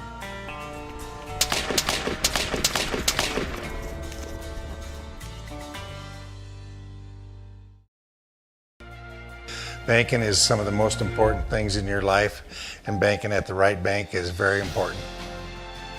We're really proud of our bank because we have great people, and our people are what make our bank go. We always want to treat our customers right and do the best job we can for them, and try to do things to help make our communities better.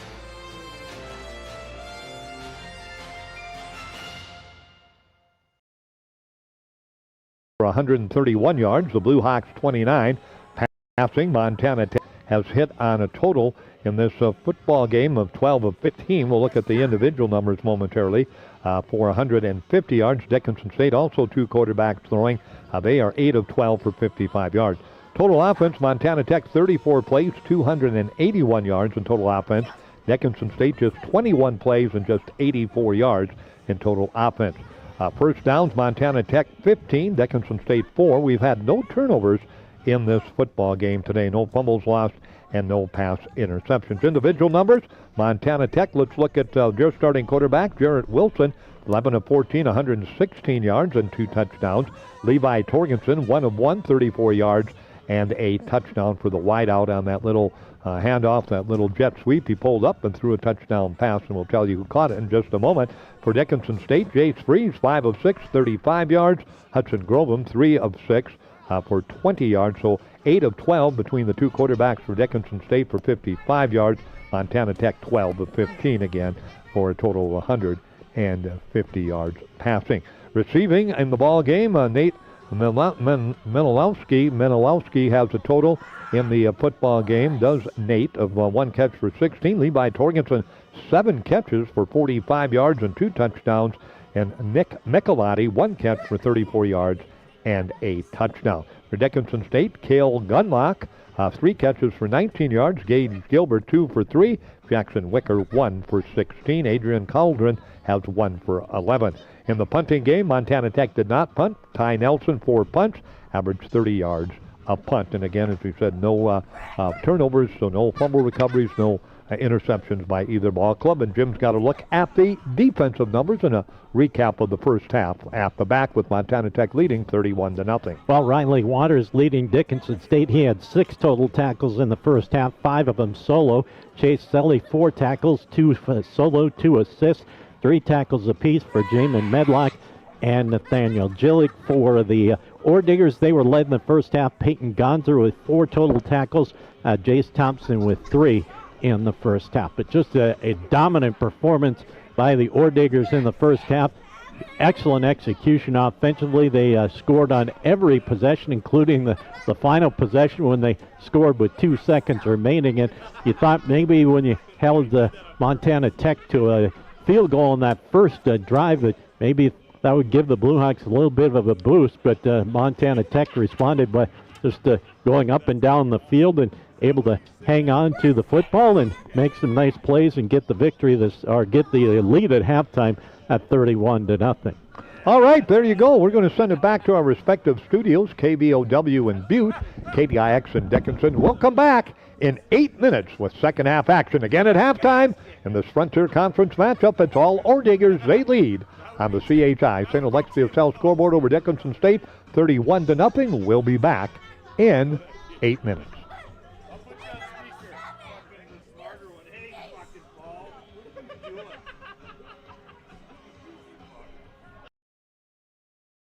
So let's say you buy one of those value meals and it costs you about $10. Then they give you 1 free value meal once a week for the rest of your life. That would be a pretty good deal, right? Well, at Dan Porter Motors, when you buy a vehicle, we give you free car washes for life, valued at about $10. Let's say you wash your vehicle twice a week for 10 years. That comes out to over $10,000. That's a pretty good deal.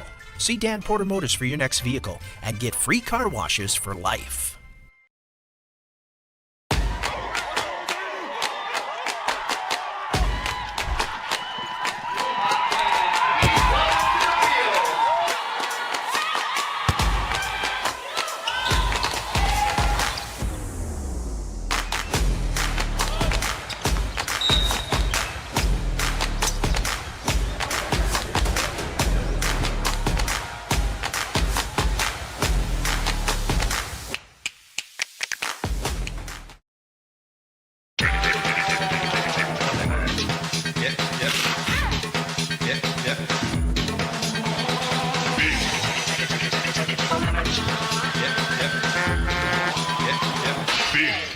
Toys.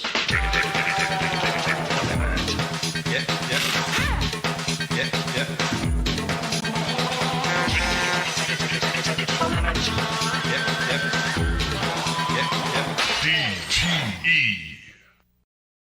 Looking for a turnkey business with a proven track record? For over 50 years, our family has helped yours feel right at home with quality furniture, trusted brands, and a service that always came with a smile. Now it's time to pass the torch. Our family-owned furniture business is for sale, including all inventory, delivery trucks, and a loyal customer base. This is your solid opportunity to own a piece of history that is built on decades of care. Call 483-5108 and ask how you can own a piece of family tradition and keep the comfort going.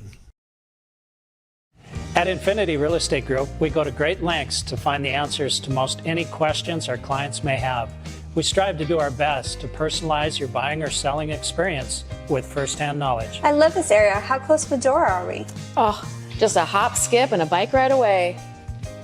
When it's time to choose the team to represent you with all your real estate needs, choose Infinity Real Estate Group. Experience the Infinity way. Infinity Real Estate Group. As your local Touchstone Energy Cooperative, we wear many hats. We take pride in serving our members and our community by going the extra mile in everything we do. Because we not only work here, we live here.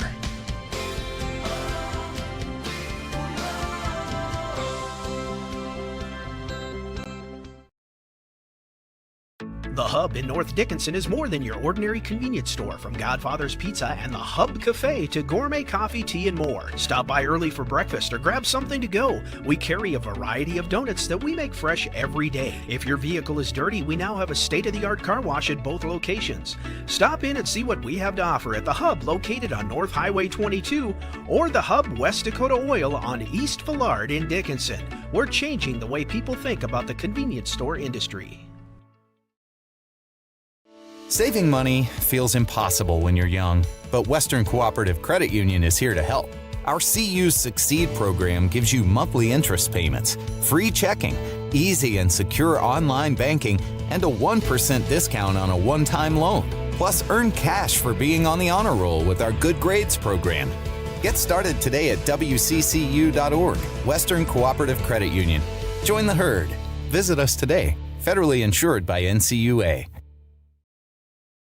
West Dakota Oil and Fitterer Oil Company proudly offers products and services that help fuel our customers' lives with clean burning propane and bulk fuel and convenient on-site delivery with premium farm and road fuels. We provide energy where and when you need it most with locations throughout Southwest North Dakota. West Dakota Oil and Fitterer Oil Company. Locally owned, locally strong. The products you need with the service you deserve. Rooted in the heart of our vibrant communities stands Bravera Bank, offering complete financial services for banking, wealth management, and insurance. From home loans and checking accounts Let me tell you about the cashback rewards with this account. to wealth management, we'll help you forge your path ahead. Let's create a plan to reach your financial goals. Sounds great. With specialty insurance coverage, our advisors ensure your operation can carry on. Looks like it's going to be a great harvest. Do you think Benny Paulson from Breaking 8 has only played one gig? Good evening, everyone. Thank you for coming to my first gig. After this concert, I'm retiring.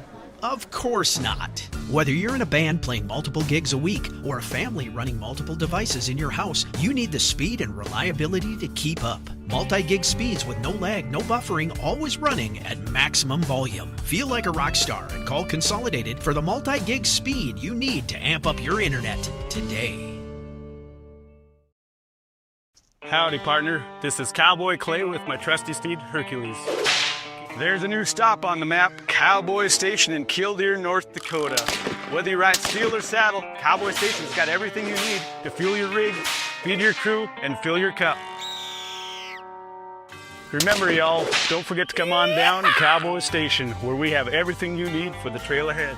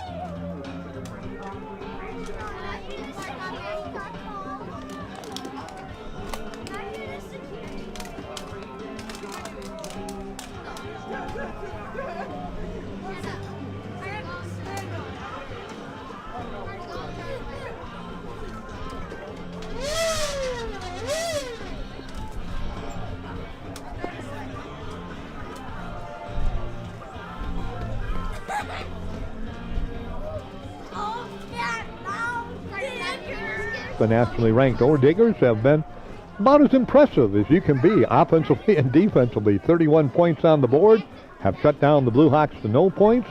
Dickinson State again in total offense, just a total in this football game of 21 plays, 84 yards. The Orediggers 34 plays, 281 yards. So it's been a dominant first half performance by the Orediggers, who led 10-0 at the end of the first quarter, and then put 21 points, 3 touchdowns, and 3 PATs on the board in the second quarter, and they have just broken this game wide open. They'll kick off to begin the second half.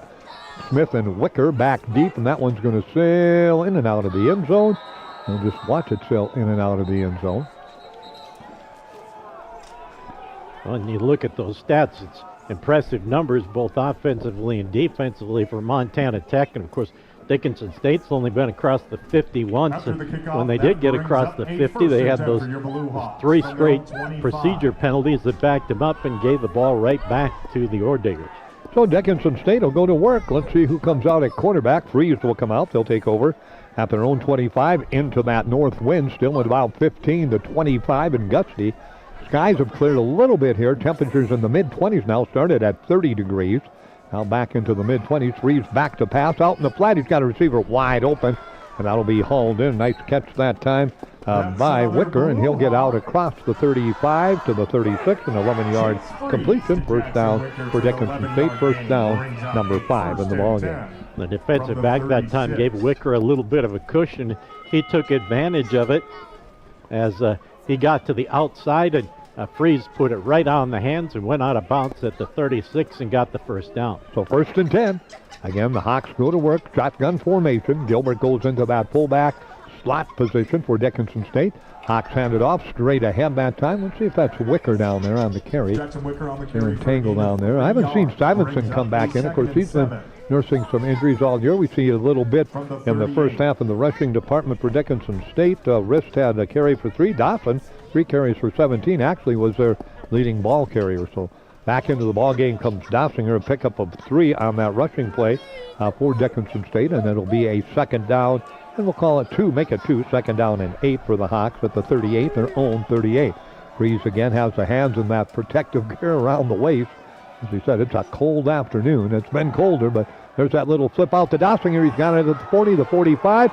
He'll run it out to the 50. Nice catch and run by Dossinger, and that'll be a pickup of 12 on the completion. Freeze now 7 of 8 for 58 yards passing in the ball game. 6 first down for Dickinson State. The wide receiver, Kobe Smith, was the lone wideout to the left side of the formation. He took off and kind of cleared the way for Dossinger to come in behind him, and just a little swing pass from Freeze to Dossinger, and Dossinger able to get a nice gain and a first down out to the 49-yard line. Smith filling in for the Hawks' leading receiver, the all-conference performer, Samaj Clark, who is not suited up today.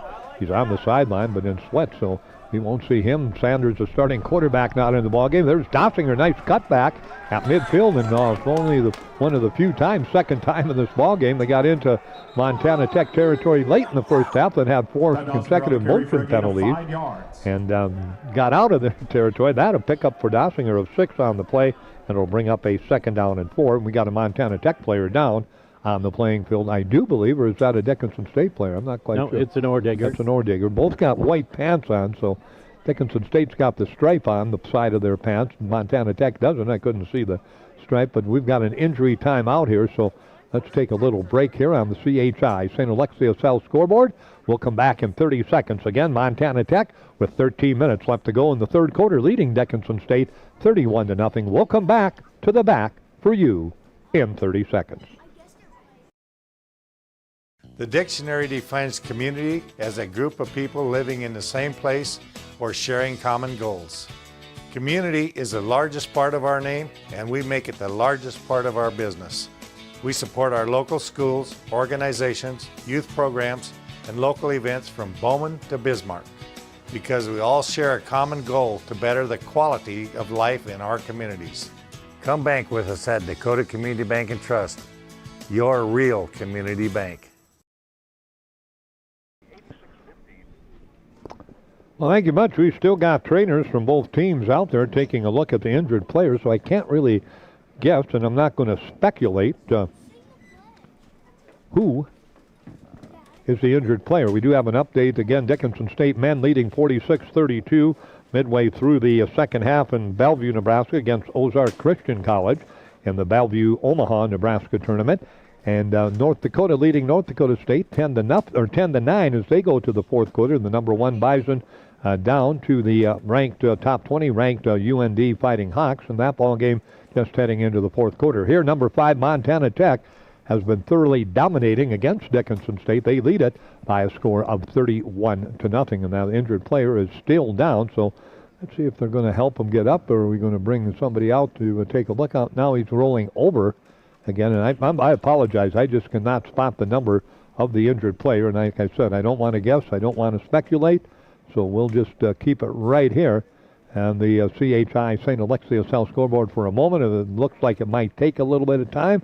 We might take another break here on KDOX, KBOW, and of course on Consolidated TV this afternoon here at the Bijou Activity Center. But the Hawks offensive unit in front of their bench on a knee. Montana Tech on their far sideline taking a look out there.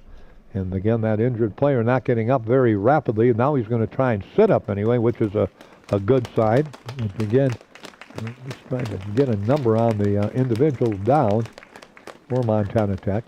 So both training teams out there for Dickinson State and Montana. Now he's going to get up. That's good to see.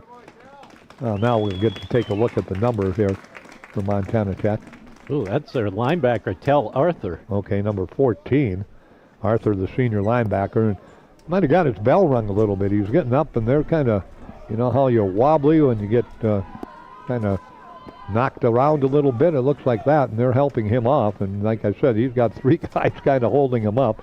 And it's just good to see him go off. They'll take a look at him. We might not see him again when you're up 31-0. Of course, next week, Montana Tech closes out regular season play. They'll host Valley City State.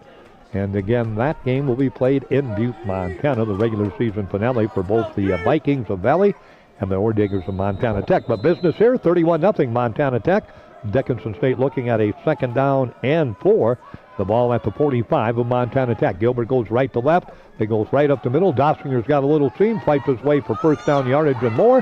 Down to the 39-yard line. They'll 40, no penalty flags. And Ty Dossinger with the pickup of 4 gives Dickinson State their 7th first down and moves the change for the Blue Hawks. Blue Hawks just need, you're down 31-0. You're going to compete hard, and you want to compete hard when you're down like that and just want something positive to happen, and they're looking at trying to make that happen on this drive. So 1st and 10 at the Montana Tech 40-yard line. And I'm sure the message at halftime from Coach Stanton was, let's go out, pretend it's 0-0, and see if we can win the second half.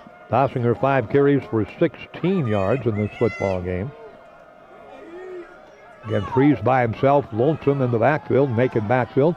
He'll go out in the flat. He's got a receiver out there. That looks like Smith coming up with the catch. Colby Smith in place of the not suited up and injured leading receiver, Shimon Clark. Nice catch by Colby on to go to the ground. It's a pickup of 5 on that reception. I believe that's his 2nd catch of the day. Smith, the 6'1", 180-pound freshman out of Glendive, Montana. So 2nd down and 5 for Dickinson State at the 35 of Montana Tech. 11:40 remaining to play, 3rd quarter. Montana Tech, the lights on here at the back, leading Dickinson State 31-0. They go straight ahead. Wicker's got a little seam, breaks the tackle at the 31 and then pushed back at the 31. Coming up defensively that time, Ty Kovac, a sophomore linebacker, and it'll be just shy of first down yardage. A pickup of 4 on the play for Wicker, and it'll bring up 3rd down and 1 for Dickinson State at the 31 of Montana Tech. Now Hudson Grovem coming in at the quarterback position for Dickinson State as Freeze will check out. Grovem, of course, more the running quarterback than passing quarterback.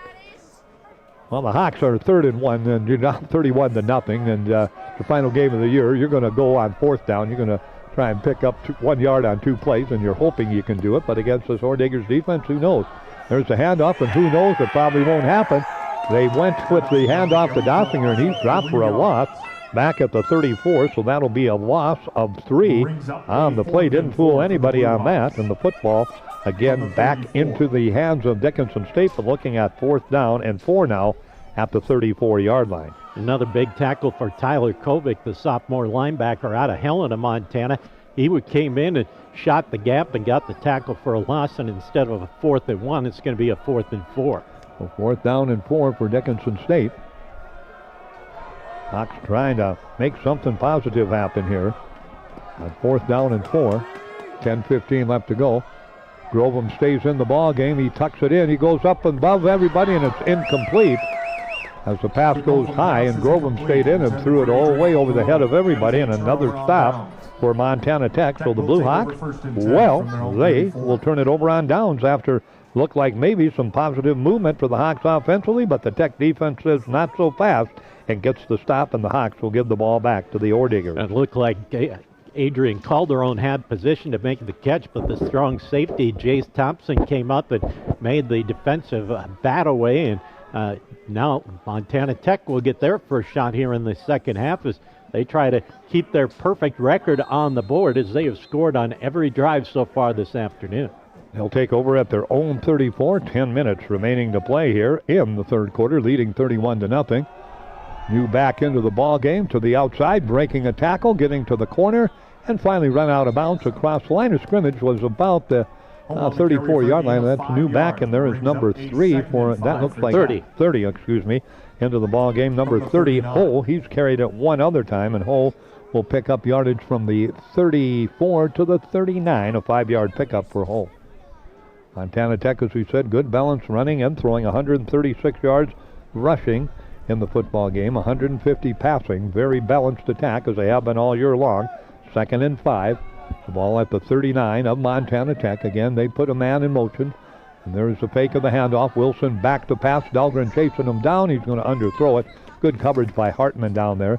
See who the intended receiver was as they entangled down there, but it goes incomplete that time for Dickinson or Montana Tech. It'll bring up a 3rd down and 4 situation. A tough throw as the quarterback Wilson was rolling out to his left and had to try and throw it across his body, unable to get the completion, and a rare 3rd and long for the Orediggers. So 3rd down and 5 for Montana Tech at their own 39-yard line. They're going to stack that wide receiver core to the near side, the Dickinson State side. The border boundary side is wide open with now they put a man in motion. That man is coming in motion to the near side. They fake the quick pitch. They look downfield. Wilson's got some time. He rails it out there. He's got a receiver open, but threw it too far, too high. Hartman back on the coverage, trying to get it that time to the redshirt freshman wide receiver. And that time the freshman wide receiver, Kasterlitz, could not come up with it. That's quite a name. Kasterlitz, and he couldn't come up with it. It goes incomplete.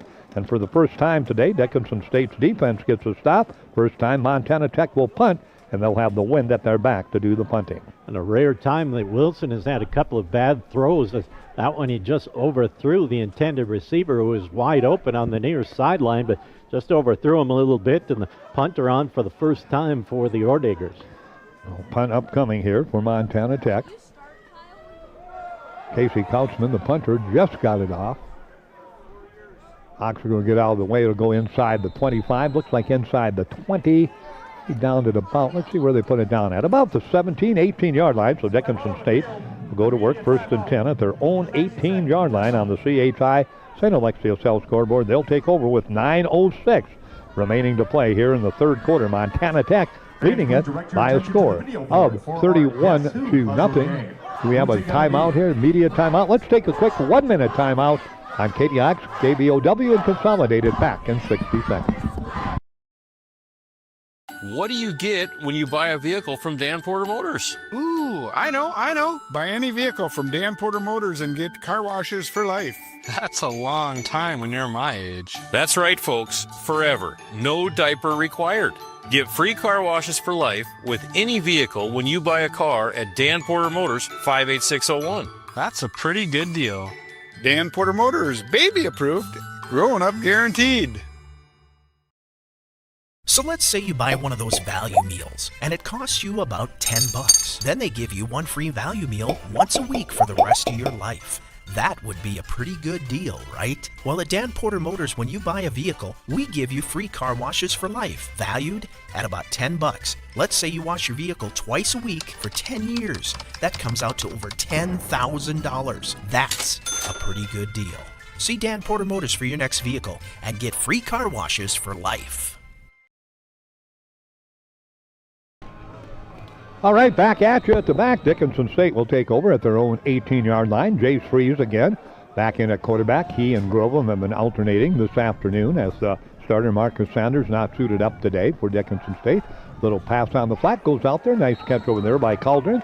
It'll be a pickup of about 7 yards on the reception for Dickinson State. And Freeze having a nice day like he did last week, throwing the football. 8 completions now in 7 attempts, or 9 attempts. There's my 9, 8 of 9 for a total of 65 yards. It'll bring up a 2nd down and 3 for the Hawks, and the ball again at the 25 of Dickinson State. Freeze again. Sets that offensive unit, trips to the near side for Dickinson State. Across the middle, he's got Cauldron again, a pickup on the play of 5 yards. So Cauldron will come up with the catch. Got hit really hard from behind. Let's see if he's going to be okay. He's their second leading receiver. Your leading receiver is already out. Cauldron will pick up plays of 5 yards on the play. It'll be a 1st down for Dickinson State as the Hawks move the chains, and that will be 1st down number 8 for the Blue Hawks. Cauldron's going to come off for Dickinson State. He was a little slow in getting up, so the officials, I think they're going to say it was incomplete. No, they moved it up. Yeah, they moved it. Originally, they put the ball back at the 25. Now they put it back up to the 30. They've got it together. Referees always have it together, ready to go to work. Sun peeking out here at the back. Dickinson State down 31-0 on Booster Day and Senior Day here at this beautiful Bijou Activity Center. The sweeps are packed today on every level here at the back today in this cold weather. Back to pass, Freeze. Gets out of the pocket momentarily, looks downfield, throws it out there. He's got a receiver. Nice catch out there by Dickinson State.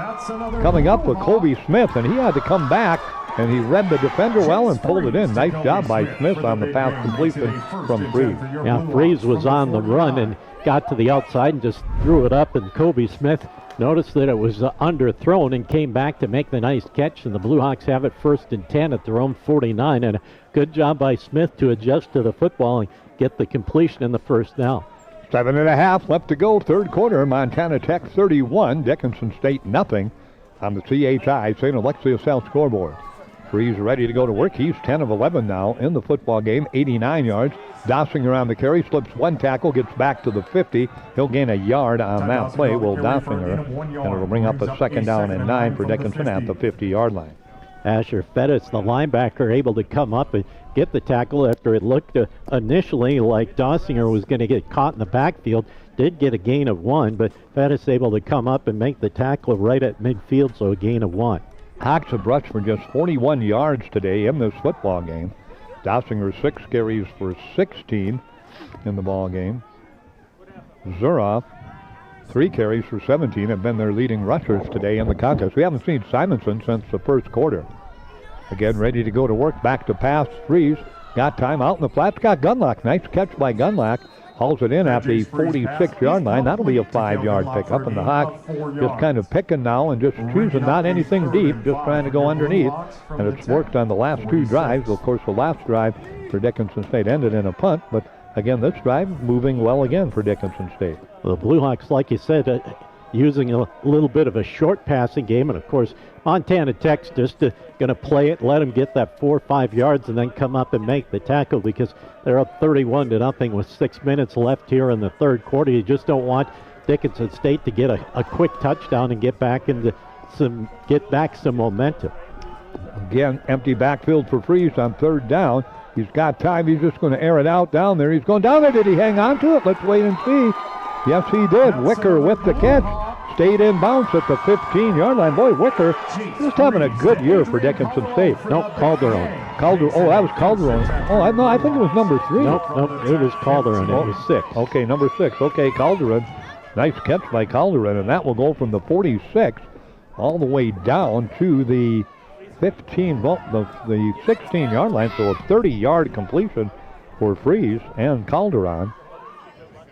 And Dickinson State 1st and 10 at the 16-yard line of Montana Tech. Freeze again back to pass, has got some time, tucks it. He's going to run with it. He's at the 10, and he'll slide down at the 10-yard line.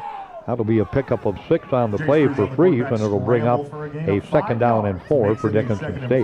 Well, Freeze went through his progressions, couldn't find a receiver open, and the defensive line came around him and able to see some room and got a nice gain on first down, got down to about the 10-yard line, brings up a second down and about 4. So we'll call it that 2nd and 4. Dossinger in. Wicker will check out of the ball game for Dickinson State. Hawks' deepest movement into Montana Tech territory in this entire ball game with 4.5 left to play, third quarter. They're down 31-0. Dossinger goes to the right, back to the left. Gilbert will switch to the wideout position for Dickinson State from the tight end position. That's where they look, and it's going to be batted away at the last second. Good defensive play that time by the Orediggers, trying to get it to Gilbert. Freeze now 12 of 14 passing, 124 yards.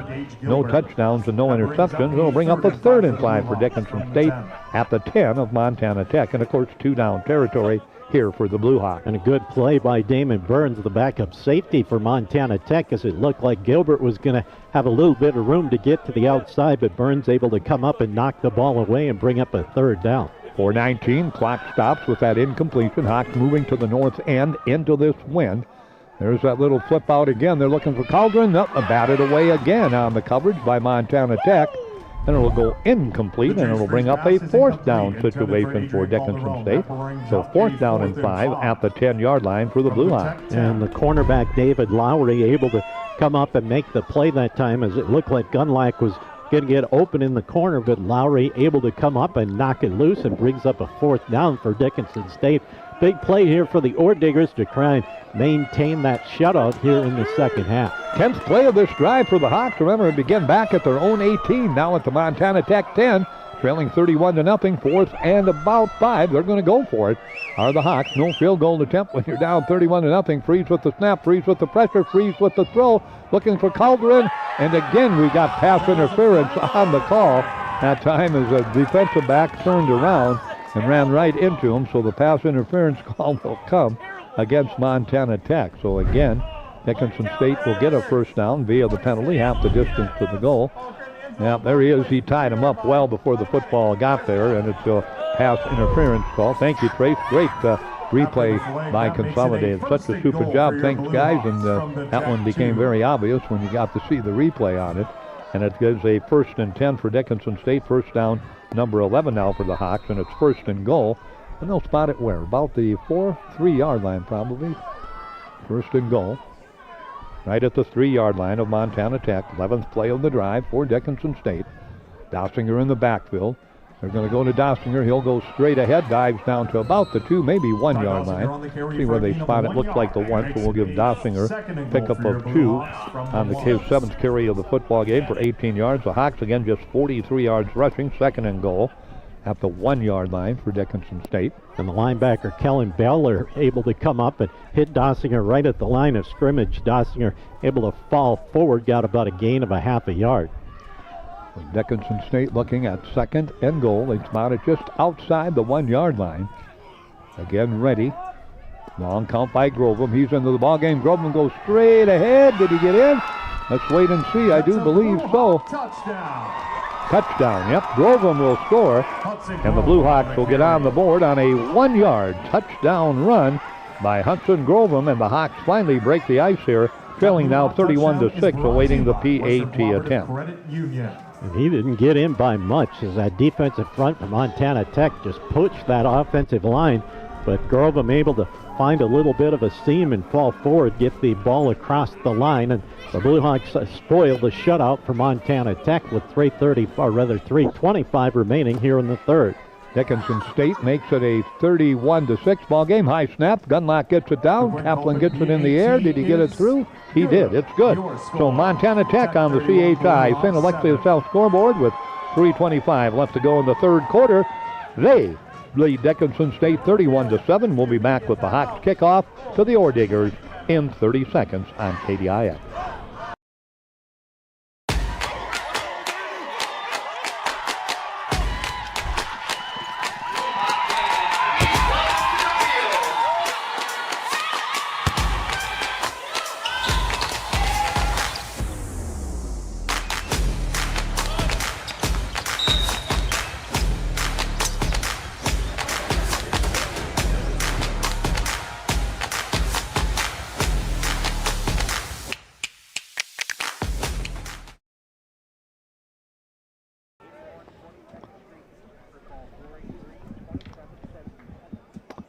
3:25 left to go, a 12-play, 82-yard drive for Dickinson State, capped off by the Hudson Grovem 1-yard plunge ahead into the end zone, and the PAT by Kaplan making it a 31-7 lead for the Orediggers here with 3:25 remaining to play on the CHI St. Alexius Health scoreboard in the third quarter of this football game. Again, the Hawks finally picked up some first downs and moved the chains a couple of times, and the Orediggers finally gave up some points here in this football game to Dickinson State.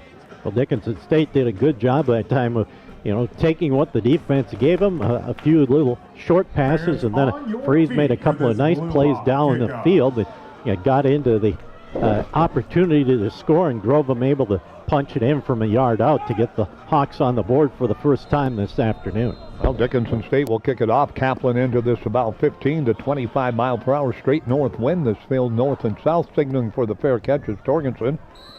And everybody's glad that's a Blue Hawk fan. He does that because he is such an excellent returner. He's just a great.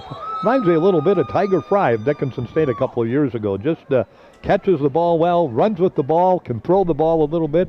Talented wide receiver / kind of jet back type of player, and he's been impressive today. A couple of touchdown catches and a couple of nice kickoff returns and punt returns in this football game. Personal foul penalty on Montana Tech. Oh, okay. So that'll back them up. They originally would have had it at the 32, but they'll mark it off.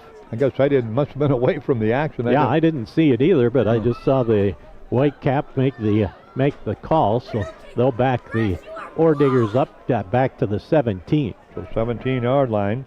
Hey, a break for the Blue Hawks. Yeah, there you go. 3:25 remaining to play. Well, the way Montana Tech has moved the football offensively, I guess it doesn't matter. They've had long drives. They've had short drives this afternoon, as they have been impressive. Yeah, they have done a great job, and they are living up to that number 5. Ranking ball is fumbled. It's loose. Who's got it? I think the quarterback got back on top of it that time. Never really got it very well from the center, and just kind of was going to fake the handoff, and it fell out of his hands. Do we have a new quarterback in there? Maybe let's take a look. No, let's see. Is that number 15? Number 16 maybe? I believe it's 15. 15, okay. We don't even have him on the depth chart. Yeah, that's Isaiah Clunch into the ball game. So Clunch will check into the ball game. He's going to work some at quarterback. So Clunch will lose 4 yards on that play. And Clunch is going to hand it off again. Tech's got some new people in there, as they are in a comfort zone with this 31-0 halftime lead. And so they're going to have a lot of football left to play. They're going to be in the national playoffs, and they continue this high speed. They're going to be home for a lot of the playoffs. And again, with that lead and this weather, and you just maybe want to take care of business, get nobody hurt. No gain loss on that play, so they'll bring up a 3rd down and 15 situation for the All-Diggers. Yeah, the way Jarrett Wilson played this afternoon, he deserves this break, as he had an outstanding football game this afternoon for the Orediggers. Ball at the 14-yard line, 3rd and 14. Let's check that. There's Clunch on the carry, trying to get to the outside. He'll get back to about the 20-yard line, and Montana Tech will punt the ball back to Dickinson State. And Clunch will go for a short game. So Clunch will pick up about 7 on the play, and Montana Tech will have to punt the football back to Dickinson State. So the Blue Hawks will get the football back. Well, that flag's really blowing. I think we maybe picked up a little bit I think you're on right. that wind. I think it's probably in that closer to 30 mile per hour range right now. Gunlock back at his own 40 to receive the punt from the Orediggers. Okay. Orediggers will punt it back to Dickinson State. There's the punt. High end over end. Nope, spiral. Beautiful punt. And Gunlock fields it at the 40-yard line, and that's where Dickinson State will go to work. 1st and 10 at their own 40, trailing 31-7 on the CHI St. Alexius Health scoreboard. 1:25 remaining to play here in the third quarter. Montana Tech leads it 31-7 over Dickinson State. And they'll spot it right down. Well, let's put it at the 41 instead of the 40. So that's where the Blue Hawks will begin this drive. Freeze will come back in at quarterback for Dickinson State.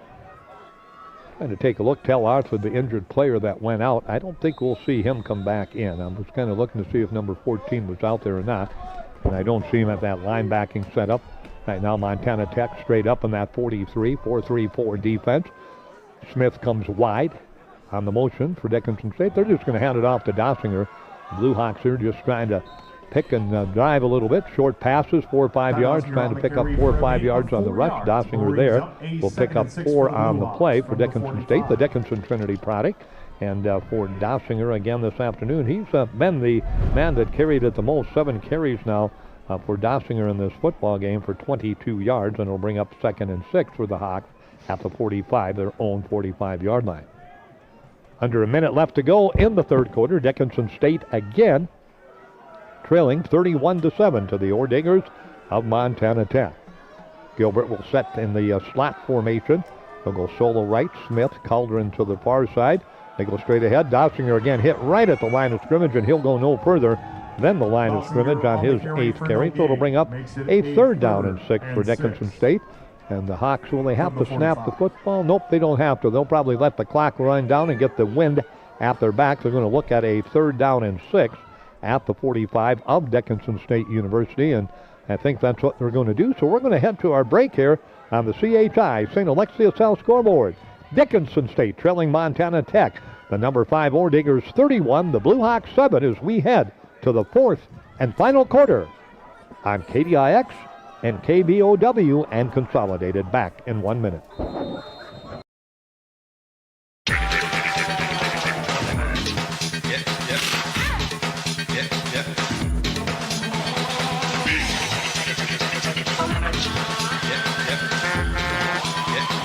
Big Boy Toys.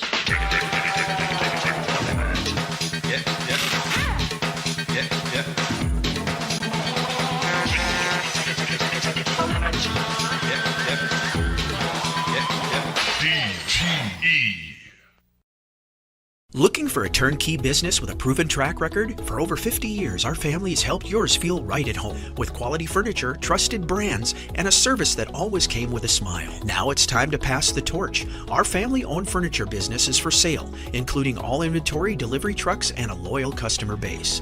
This is your solid opportunity to own a piece of history that is built on decades of care. Call 483-5108 and ask how you can own a piece of family tradition and keep the comfort going.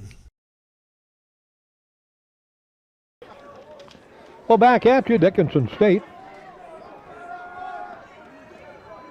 will set up offensively on 3rd and 6 at their own 45-yard line as the 4th quarter begins. Hawks down to the Orediggers 31-7. And again, ready to go to work. Jace Freeze, empty backfield. That triangle wide set to the far side, the Montana Tech side.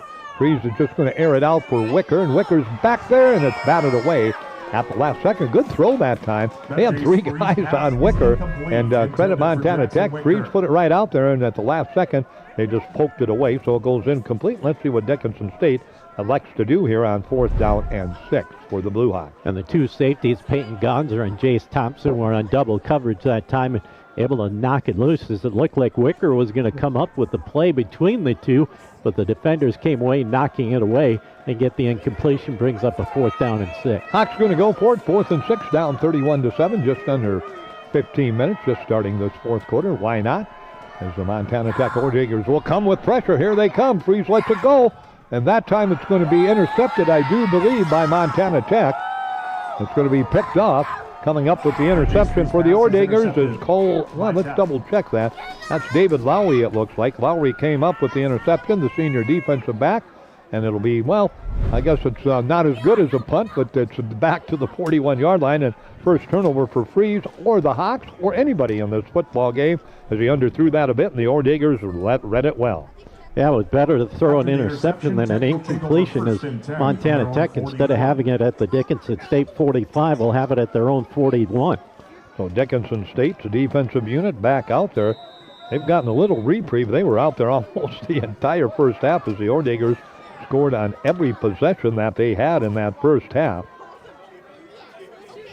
So again, Dickinson State trailing 31-6. Montana Tech takes over at their own 41, 14:45 left to go.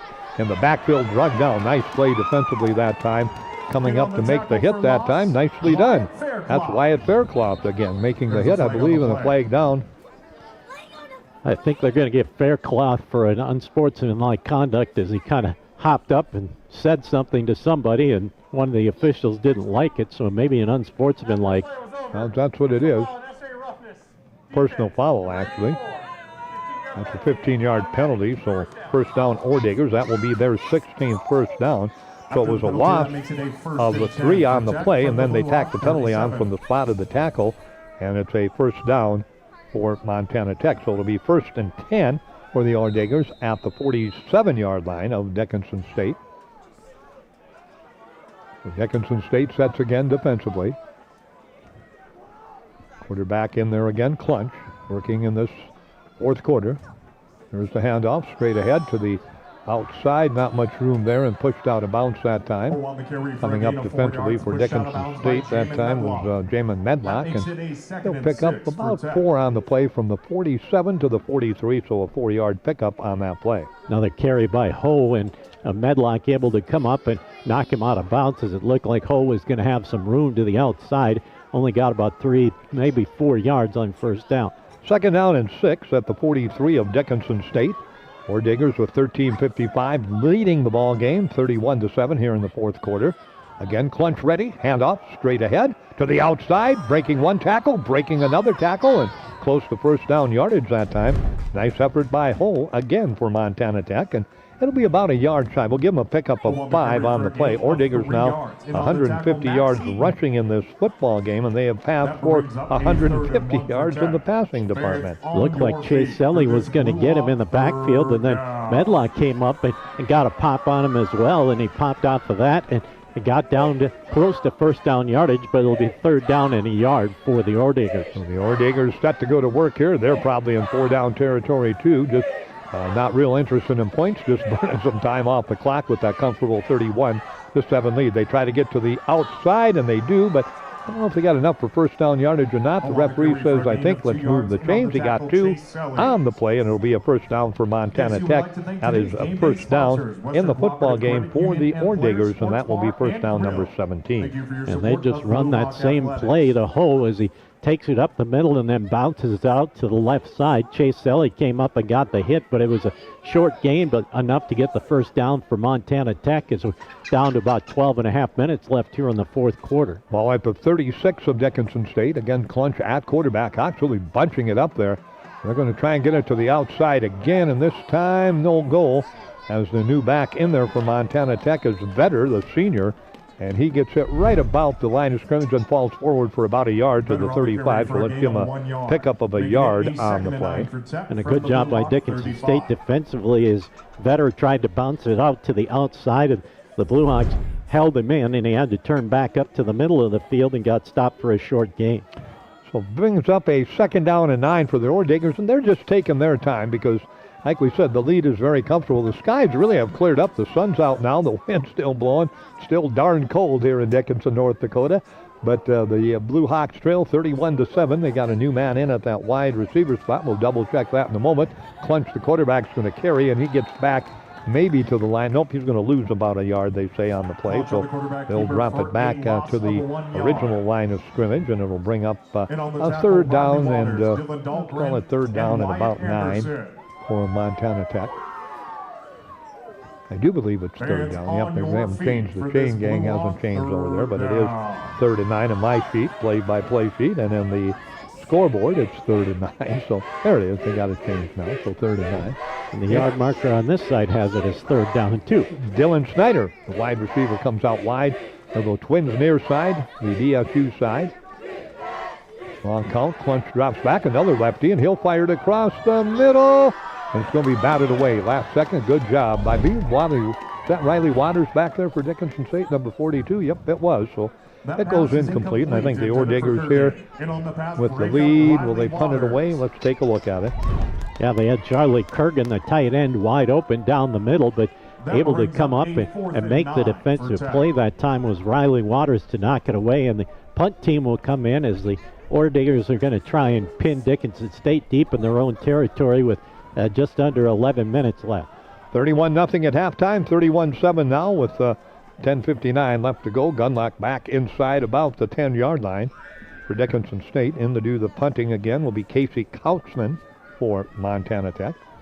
Kautzman will angle it. inside the 20. It takes a bounce at the 15 and rolls forward to the 17. So Dickinson State will get the football back on the CHI St. Alexius Health scoreboard. Again, trailing 31-7, and they'll take over. Do we have a media timeout here? I try to watch the referees, and finally, sports medicine coverage for today's game. Again, they'll take over at their own. Let's see where they put it down at their own 17. Yep, we do have a media timeout, so let's just take a quick 30-second break here on the CHI St. Alexius Health scoreboard. Dickinson State University trailing Montana Tech. The number 5 ranked Orediggers 31. The unranked Blue Hawks 7. We'll be back in 30 seconds. At Infinity Real Estate Group, we go to great lengths to find the answers to most any questions our clients may have. We strive to do our best to personalize your buying or selling experience with firsthand knowledge. We absolutely love the neighborhood. But how are the schools? Well, actually, I know firsthand that they're amazing. Who knows who the 26th president is of the United States? Ooh, yes. Theodore Roosevelt. Correct. Infinity Real Estate Group. Our engineer back at the studios of KDX. It's always Tristan. Great job. Appreciate all the work today and all season long. Trace Wells at Consolidated TV doing, as always, a super job with their great crew here on the network, Consolidated Television Network, as we bring you all the home games live on KDX Radio and Consolidated TV. And, of course, we're also live with you with Consolidated and the Blue Hawk Network on the YouTube network here in Dickinson. And good to have our friends at KBOW 550 AM and 101.5 FM with us today in Butte, Montana. And the Orediggers, well, you people in Butte know how good they are. You watch them all the time. We get one look at them this year, and it's been an impressive look. They are an outstanding football team, and they have shown it today here in Dickinson at the Bijou Activity Center. They've got the potential to go a long ways, in my mind, in the football playoffs, and they're going to be in them. They'll go with this victory to 10-0 and 5-0. And, of course, they'll be the East Division champion and will be in the playoffs automatically. New quarterback in there on the carry this time for Dickinson. That's Grovum. That's Grovum, excuse me. I thought maybe we had another new quarterback. I don't know if we have another new quarterback for Dickinson State. Of course, Sanders, the starting quarterback, out today and got hurt last week after the first series, the second play of the first series with a concussion. He has not played today.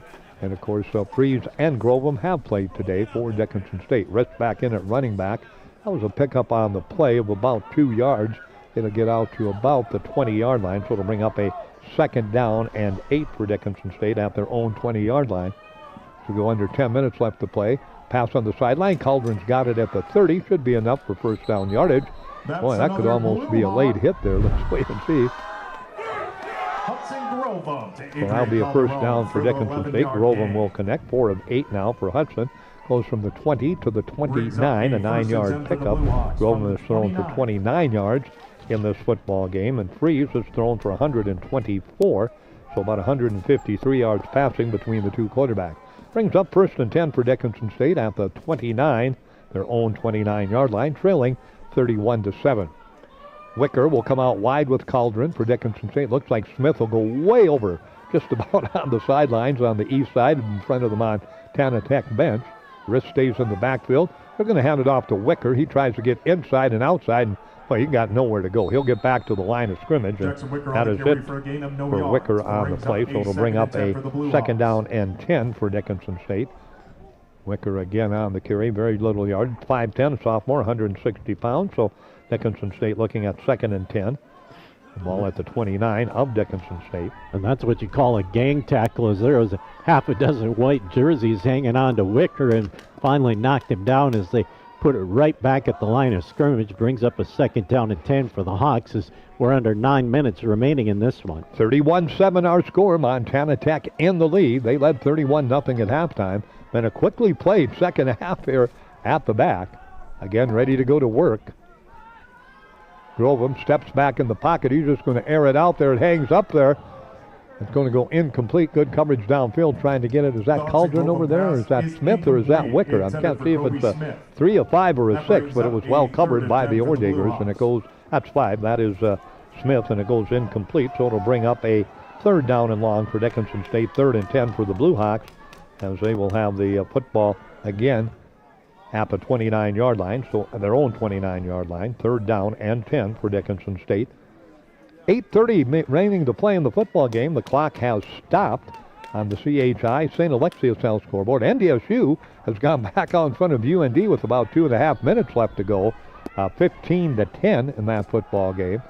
Again, back to pass. Freeze, he's going to lay it out there, trying to get it out that time, and just a step behind the defensive back that time, but the pass overthrown by about 2 steps as they try to air it out to Wicker, but overthrown that time, and it goes incomplete, and the Hawks will bring the punting unit on as Freeze throws that incompletion. Freeze on the afternoon, now 12 of 17 for 124 yards. Grovem 4 of 9 for 29 yards in this football game. And back-to-back plays that David Lowry, the senior defensive back out of Helena, Montana, has had good coverage and unable to get Dickinson State a completion because of the coverage by Lowry. There's a high end-over-end kick, fair catch taken for by Montana Tech. New man back there, that is Johnston, receiving the punt. They don't have Torgensen returning punts or kickoffs anymore. Not going to take a chance with him being injured, so it'll bring up a turnover on downs or turnover on a punt by Dickinson State, and the ball will go back on that situation to Montana Tech. And we have 8:14 remaining to play on the CHI St. Alexius Health scoreboard. 31-7, the Orediggers in command. They have been since the first quarter. Jumped out to a 3-0 lead, made it 10-0 at the end of the first quarter, and just broke this game wide open with 21 unanswered points in the second quarter. Led 31-0 at halftime, 31-7 after 3, and now lead it here 31-7 as we're just about halfway through the fourth quarter. They'll take over at their own 33. Straight ahead and maybe back to the line of scrimmage, and that's about it. Both these teams not doing anything fancy or crazy. Vetter that time, it looks like, on the carry. A lot of players getting to play now for both teams in this fourth quarter. All kinds of new people in there defensively for the Hawks, offensively for the Orediggers. Again, Clunch will remain in at quarterback for Montana Tech. And the running back position is Vetter now, replacing Hull. And again, they'll set on a second down and 10, second and 10. Again, they drop it out on the flat to the tight end, and he's going to pick up about 4 yards. That time looks like number 85. That looks like Luke Bilal, the tight end. Let me double check that for you. Bilal will haul it in. So Bilal hauls it in and pick up on the play to the 37-yard line. Pick up a 4 on that completion. 1 of 2 now for Clunch, passing for 4 yards. So third down and about 6. So third down and about 6 for the Orediggers. Again, they are in absolutely no hurry. They bring it up to the 37-yard line of Montana Tech. Clunch will work out of the shotgun formation. Long count. They'll drop back out of that shotgun formation, looking deep. Oh, they got the tight end wide open across the middle into midfield. Number 85 coming up with the catch. Bilal again picks up the first down, and that'll be a pickup of 13 on the play. 2 of 3 now for 17 yards passing, and a first down for Montana Tech, their 18th first down, and they'll be able to burn some more time with 6.5 minutes remaining to play. First and 10 at the 50-yard line for the Orediggers. And that time the Orediggers just cleared out, and the linebackers went deep, and Bilal, the tight end, able to find that gap between the linebackers and the defensive front and able to get the gain out to midfield in the first down. Clunch long count, gets that play clock under 5 seconds, hands it off again on the carry to the 45, diving down to about the 44. 6-yard pickup that time for Vetter on the carry. So Vetter getting some work here in the fourth quarter, picks up 6 on the play. And the Orediggers, as we said, balance for the Orediggers today. They have thrown for 167 yards and have rushed for a bit more than that. Not a lot more, but a little bit more in the rushing department for the Orediggers. About 160 yards rushing. So again, they're looking at 2nd and 4 at the 44 of Dickinson State, leading 31-7 with 5.5 left to go. Again, Vetter straight ahead into the line of scrimmage, and he's got maybe a yard. They'll push him back. We'll give him a yard on the play. And it'll bring up a third down and about, let's call it 3 for Montana Tech at the 43-yard line. They have to get to the 40, so 3rd and 3 at the 43 of DSU. Checking out of the ball game now is Vetter. Let's see who they bring in the backfield. Looks like number 30. Hull will check back in, the sophomore running back. So Hull checks back into the ball game. Again, Montana Tech just lets that play clock get down to 10 seconds before they take the long look to the sideline, and then they just let it go down under 5 seconds, down to 4:45 remaining to play. Long count. Take the handoff. Clunch is going to drop back. He's hit as he throws it, but it's incomplete. And again, let's see if the Orediggers will punt it back to Dickinson State on the incompletion. 2 of 4 now for Clunch for 17 yards in the football game. 4th down and about 4. The Orediggers thinking about, nope, they're going to send the punting unit on. Thinking about, hey, if we can pick up 4 yards, we could probably just, well, you got the 2-minute timeout, but could just about run the clock out here. Dickinson State again. Will go to work defensively, and they get the special team unit in there now. Couchman, it looks like, again, will do the punting, standing back in Dickinson State territory. Orediggers punting into the wind. They're going to just let the play clock run down. Did they get the timeout? Nope, they just took the penalty, so it'll push it back 5 yards. Just took the opportunity to run a few more seconds off the scoreboard with 4:44 remaining to play.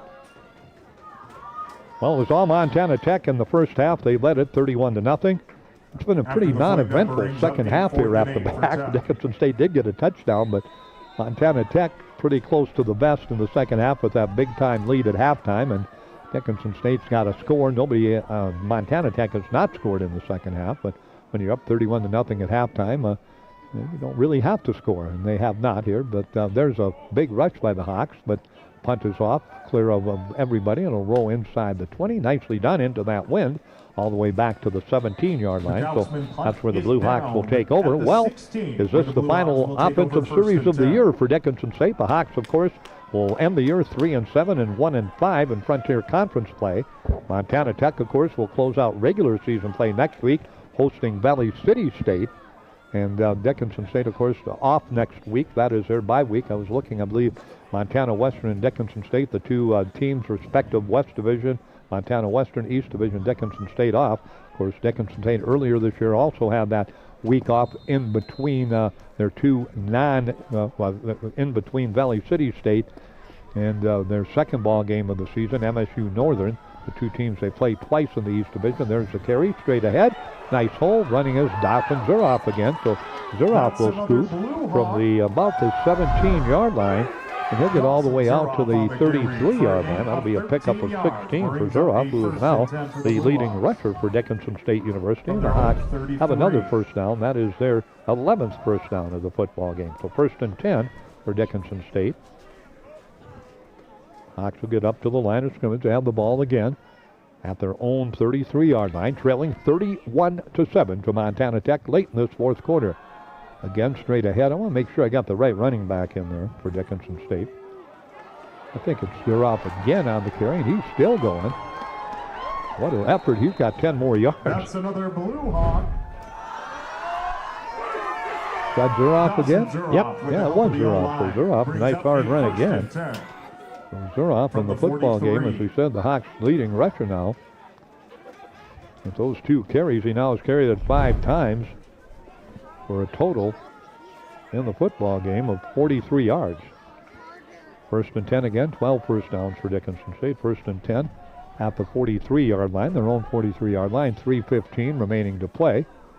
Again, they're going to fake it to Smith, again rolling out, dropping back. He's just going to air it out for Gunlock, and it's going to be caught by Gunlock down at about the 17-yard line. So kind of wobbled and waved, but Gunlock got under it at the 16-yard line. And that will be a pickup on the play of 41 yards. Freeze to Gunlock. And now what he got? Penalty flag. Whoop, holding Dickinson State. So the longest pass play of the day. Well, that's the way the season's gone. Every time something good happens, something bad happens. And instead of having a 1st down and 10 inside the 20, they're going to have it 1st down and 20 inside their own 30. Well, we kind of giggle and laugh about it. It isn't a laughing matter, but it's just unbelievable how a lot of big plays this year, all season long, have been erased by penalties or by a turnover on a catch or on a run. It just has not been that. It has been that kind of year. And for the Blue Hawks and Pete Staton, they have had 10, 11 years of just outstanding football. And once in a while, you hit a bump in the road, and 2025 is that bump in the road for Dickinson State. after 10 straight years in the national playoffs. Back to pass, Freeze again. Go back to Gunlock. He's got it again. And this time he's got it down at the 25. And let's see where they run him out of bounds. No penalty flag, so let's see how long that one is. Well, they're back at their own 32. We'll mark it at the 30. 46 yards on the pass play. Bring it back to the 30. 38, excuse me, on that pass play. First down number 13, so 38-yard pass completion from Freeze to Gunlock, and that's a first down for Dickinson State, 1st and 10. Of course, remember the Orediggers have a lot of new people in there defensively. Hawks have some new people in there offensively, but most of their starters remain in there for Dickinson State. That's down 31-7. They drop it back off to Hool, and Hool's got it at the 30. He'll dive inside the 30 down to the 24. That'll be a pickup of 6 yards on the play. Of 7 yards. And Dickinson State will take a timeout. Nope. 2-minute timeout. 2-minute timeout. Let's take a 1-minute timeout on the CHI St. Alexius Health scoreboard. Dickinson State trailing Montana Tech. We head to the final 2 minutes. 31 Orediggers, 7 Dickinson State. We're back in 1 minute. The Hub in North Dickinson is more than your ordinary convenience store. From Godfather's Pizza and the Hub Cafe to gourmet coffee, tea, and more. Stop by early for breakfast or grab something to go. We carry a variety of donuts that we make fresh every day. If your vehicle is dirty, we now have a state-of-the-art car wash at both locations. Stop in and see what we have to offer at the Hub located on North Highway 22 or the Hub West Dakota Oil on East Villard in Dickinson. We're changing the way people think about the convenience store industry. Saving money feels impossible when you're young, but Western Cooperative Credit Union is here to help. Our CU Succeed program gives you monthly interest payments, free checking, easy and secure online banking, and a 1% discount on a one-time loan. Plus, earn cash for being on the honor roll with our Good Grades program. Get started today at wccu.org. Western Cooperative Credit Union. Join the herd. Visit us today. Federally insured by NCUA. Ball game to try and get a touchdown in the win. Didn't happen. NDSU 15, UND 10, and the final there. Here it's 31-7. Montana Tech up and Kildare. Botno was about halfway through the third quarter, leading Kildare 24-14.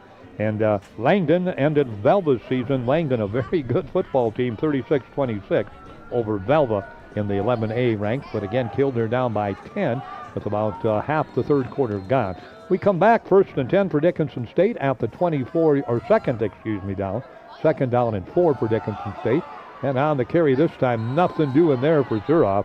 He'll get nowhere on that play, so it'll bring up a third down. And now they give him forward 25. We'll give him a pickup of a yard on the play for Zuroff. So it'll bring up a third down. Of course, the Hawks in 2-down situation. Actually, it's given a loss of a yard on the play. They went ahead. Now they go back to the 25. So it'll bring up a third down. And let's call it 3rd and 5 for Dickinson State at the Montana Tech 25-yard line. The Hawks again trailing 31-7 with 1:27 and the clock rolling here on the CHI St. Alexius Health scoreboard. Again, Dickinson State not taking a timeout, down by that margin. Again, if they get a first down here, they may think about it. Freeze out in the flat. He's got a receiver wide open. That's a new man in there. Flags all over the place. Boy, what do we have there? The Jace Freeze pass is complete to Chase Crockett. Those flags came way in front of the Dickinson State bench, and the play was way over on the other side. Apparently, it's something they spotted. There's a pickup again. 82 hauling that in. A new man in there. Chase Crockett, the young tight end out of Glendive. So let's wait and see what the call is. Nice pickup on the play. Will it come back? Oh, pass interference. There's another play, Jim. That's the way the year has got. A big play there of about 15, 20 yards, and we go all the way back to the 40-yard line. So offensive pass interference. And apparently it was pretty obvious because those flags came out in a hurry that time, and 2 of them came out, not just one. And they go back to the 40-yard line. So a pick or something maybe was the call, but it was offensive pass interference. So the ball back to the 40, and the Hawks here, let's see what they do. And they just elect to run the ball here and let Montana Tech get out of Dodge with a nice victory, a good, solid performance today by Montana Tech. 31 points in the first half. Didn't need any more in the second half, and they lead 31-7. Freeze is back, just going for Gunlock again, and Gunlock can't catch up with it. It goes incomplete. So it'll bring up a fourth down. And they're at the 30. Got to get a fourth. That brings up a 4th and 20 for the Blue Hawks from the 40.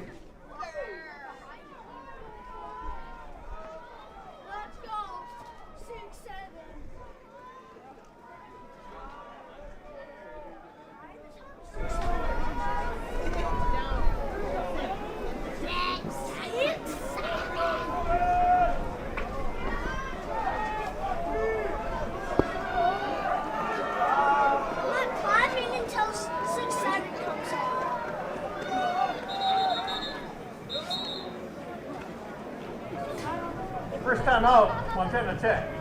Montana Tech?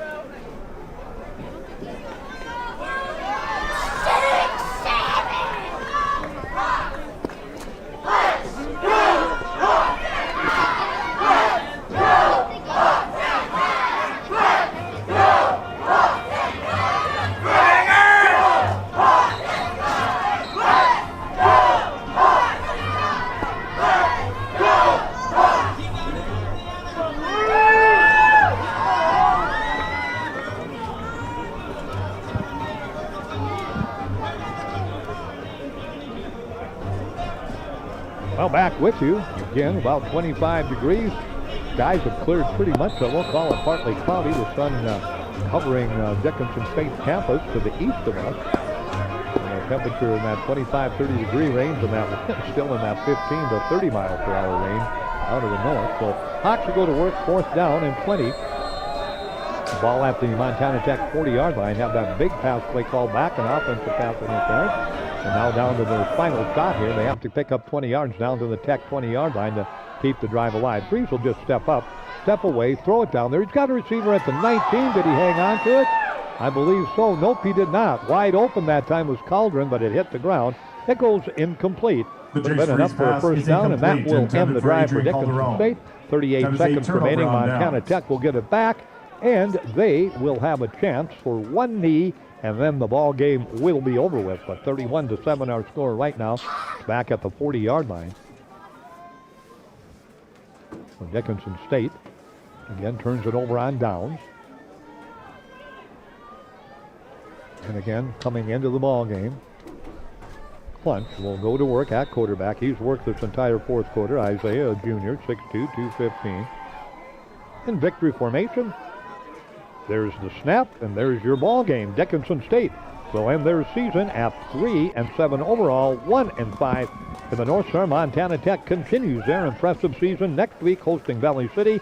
They go to 10-0 and 5-0, and they clinch that East Division crown today with this victory and that automatic berth in the playoffs as they win it on a final score of 31-7 on the CHI St. Alexius Health scoreboard. Impressive show by the Orediggers today here in Dickinson, North Dakota, to remain unbeaten on the season. Again, Montana Tech 31, Dickinson State 7. Let's take a timeout here on KTIX Dickinson, KDOW in Butte. We'll also take a timeout on Consolidated TV here in Dickinson, and we'll be back. Oh, let me look at my break here. We'll be back in 2.5 minutes with our post-game show. We'll have our DSU play of the game. We will have our player of the game, and we'll be back to tell you all about it in 2.5 minutes. West Dakota Oil and Fitterer Oil Company proudly offers products and services that help fuel our customers' lives with clean-burning propane and bulk fuel and convenient on-site delivery with premium farm and road fuels. We provide energy where and when you need it most, with locations throughout Southwest North Dakota. West Dakota. Rooted in the heart of our vibrant communities stands Bravera Bank, offering complete financial services for banking, wealth management, and insurance. From home loans and checking accounts, Let me tell you about the cashback rewards with this account. to wealth management, we'll help you forge your path ahead. Let's create a plan to reach your financial goals. Sounds great. With specialty insurance coverage, our advisors ensure your operation can carry on. Looks like it's going to be a great harvest. At Consolidated, we believe that neighbors serving neighbors is what it's all about. Now, when you partner with us, we'll give you up to $150 bill credit for every neighbor or friend you refer to Consolidated. Receive a $50 credit for one service, a $100 credit for two, even $150 for all three services. Choose from internet, telephone, or cable TV. Plus, there's no limit on referrals. Get to know your neighbor and earn $150 in bill credit. Find out more at consolidatedAid.com. Howdy, partner. This is Cowboy Clay with my trusty steed, Hercules. There's a new stop on the map, Cowboy Station in Killdeer, North Dakota. Whether you ride steel or saddle, Cowboy Station's got everything you need to fuel your rig, feed your crew, and fill your cup. Remember, y'all, don't forget to come on down to Cowboy Station, where we have everything you need for the trail ahead.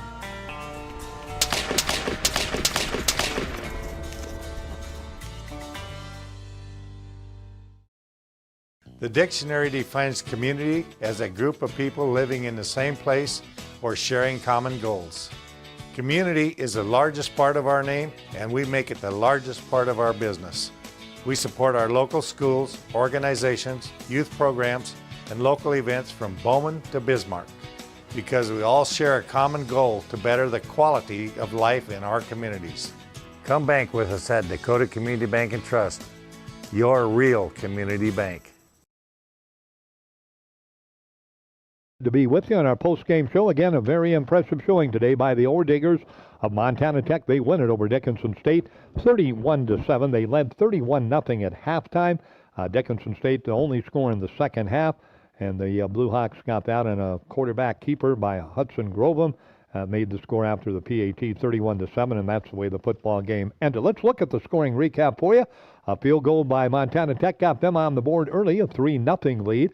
And then Levi Torgensen on a little jet sweep handoff pulled up through a touchdown pass to Nick Michelati for 34 yards. A PAT kick good, 10-0 with 6:25 left first quarter.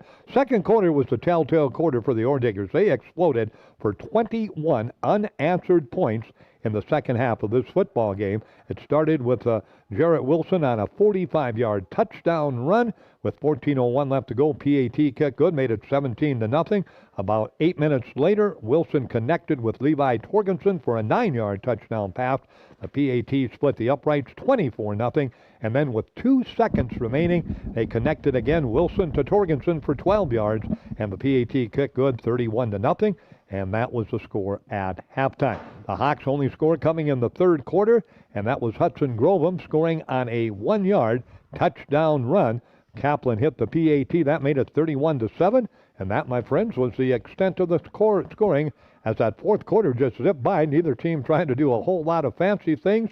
And they just made the clock move. A lot of running plays by both teams, Montana Tech and Dickinson State. And the Orediggers defeat Dickinson State again, the final on the scoring recap, 31-0. Let's look at some of the individual numbers today for both these teams in the passing department. Montana Tech, Jarrett Wilson, a nice afternoon, 11 of 16, 116 yards.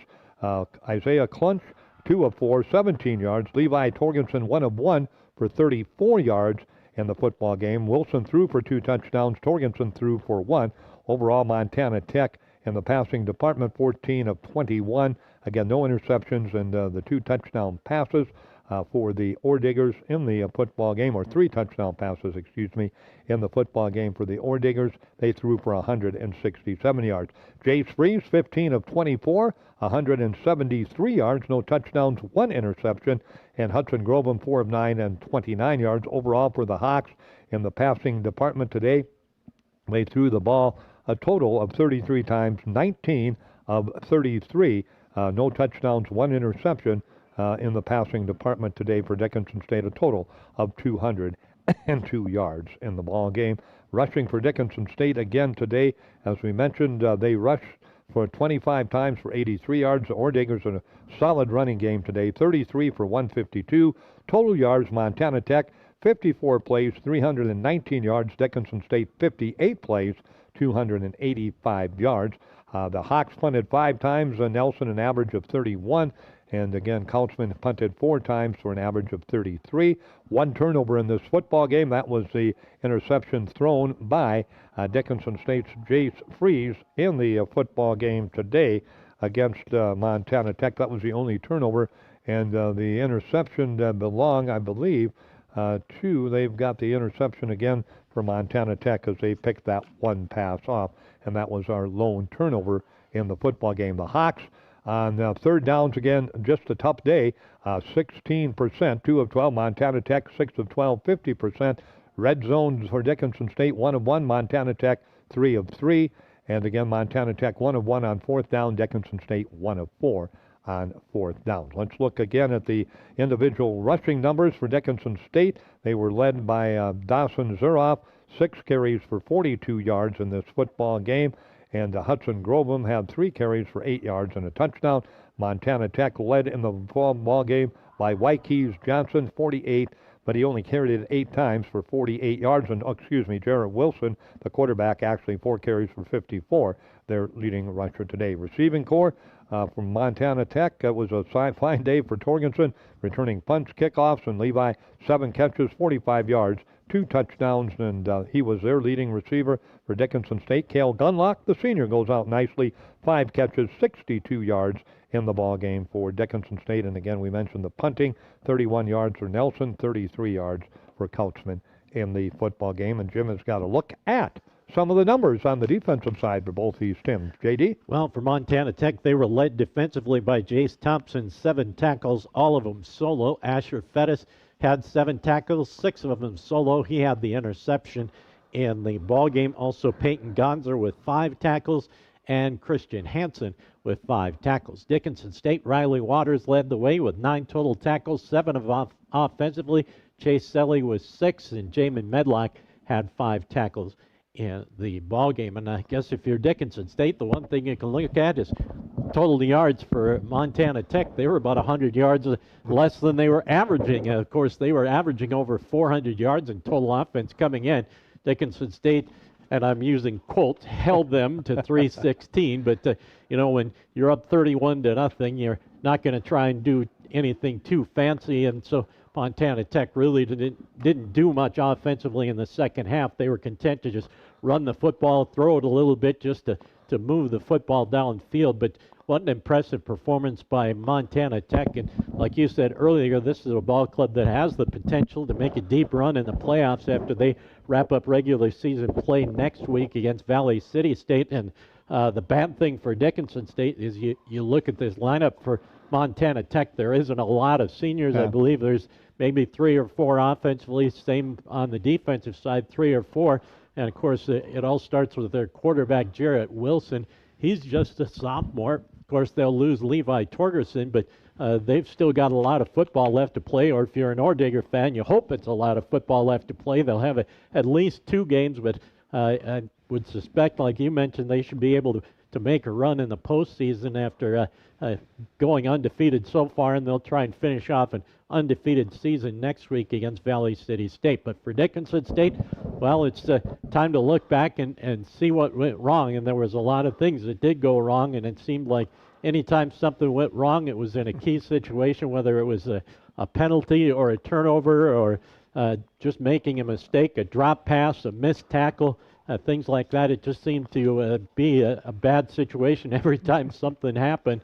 Dickinson State was kind of on the short end, and I think if you're Dickinson State right now, the seniors, you got to reflect back at your career. Don't look at just this one season, because they would have won the conference every year that they played, with the exception of this year.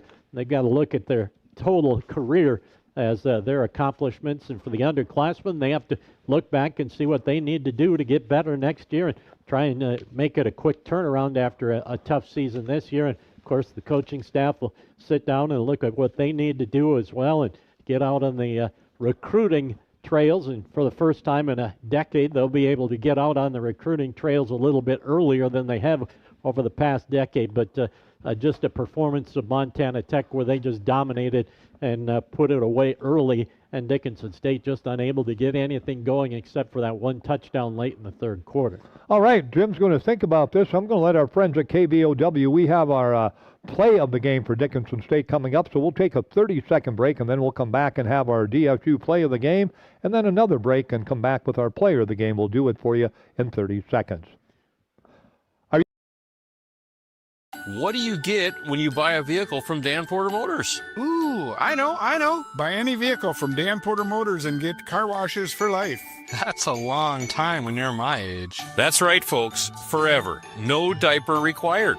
Get free car washes for life with any vehicle when you buy a car at Dan Porter Motors, 58601. That's a pretty good deal. Dan Porter Motors, baby approved, growing up guaranteed.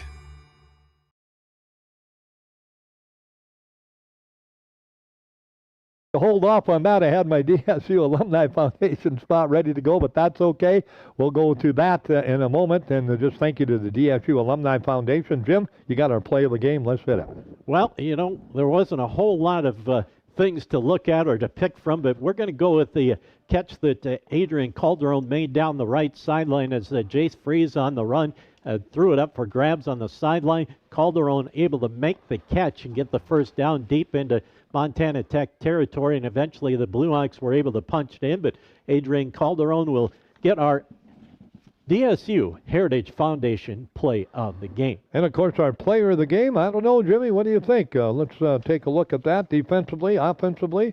Again, I thought Jace Freeze performed pretty well again today. Didn't play in the first quarter and played quite a bit in the second, third, and fourth quarters, and ended the day throwing for over 150 yards in the passing department, 15 of 24, 173 yards. Nobody stood out rushing, and as we mentioned, of course, their leading receiver in the football game was Calderon with 5 catches for 63 yards, and just the defensive numbers didn't jump out. So what do you think, Jim? Who are we going to go with? Yeah, I think for the second week in a row, we can go with Jace Freeze. He just kind of did a dependable job at that quarterback position. Of course, always tough when you got to fill in for the starting quarterback, but Jace has done a nice job, as has Hudson Grovem, as those two guys have kind of been in and out of the lineup, as Sanders kind of was in and out of the lineup, and those two guys kind of shared the duties, but Jace Freeze did the nice job throwing the football this afternoon, like you mentioned, 15 and 24, 173, 1 interception, no touchdowns, but did a nice job throwing the football. Did get that nice throw to Calderon that set him up for their lone score of the afternoon, so we'll give Jace Freeze our player of the game in back-to-back weeks here at the Bijou Activity Center. All right, well, it was a cold afternoon, it was a windy afternoon, and it was a very successful afternoon for the number 5 team in the nation, the Montana Tech Orediggers. They jumped out to a 31-0 halftime lead, settled in for a 31-7 victory over Dickinson State to remain unbeaten on the season. Big thank you to our engineers, Trace Wells on the television side today and his great crew, Tristan Sturr back at our KGAG studios, the folks back at KBOW, and a big thank you to the sponsors on all of our outlets today picking up our Blue Hawk Orediger football game. We wouldn't be able to do it without them. So we hope you enjoyed our coverage here on KGAG Dickinson. You have yourself a great rest of your afternoon. We wish the Orediggers the best of luck as they head to their final regular season game next week against Valley City State at home and on to the playoffs. And salute the Blue Hawks again. A solid effort today, but they just ran into an excellent football team in Montana Tech. So your final, again, on the CHI St. Alexius South scoreboard for the final time from the Bijou Activity Center in 2025. And high school or college football, Montana Tech defeats Dickinson State 31-7. So long, everyone.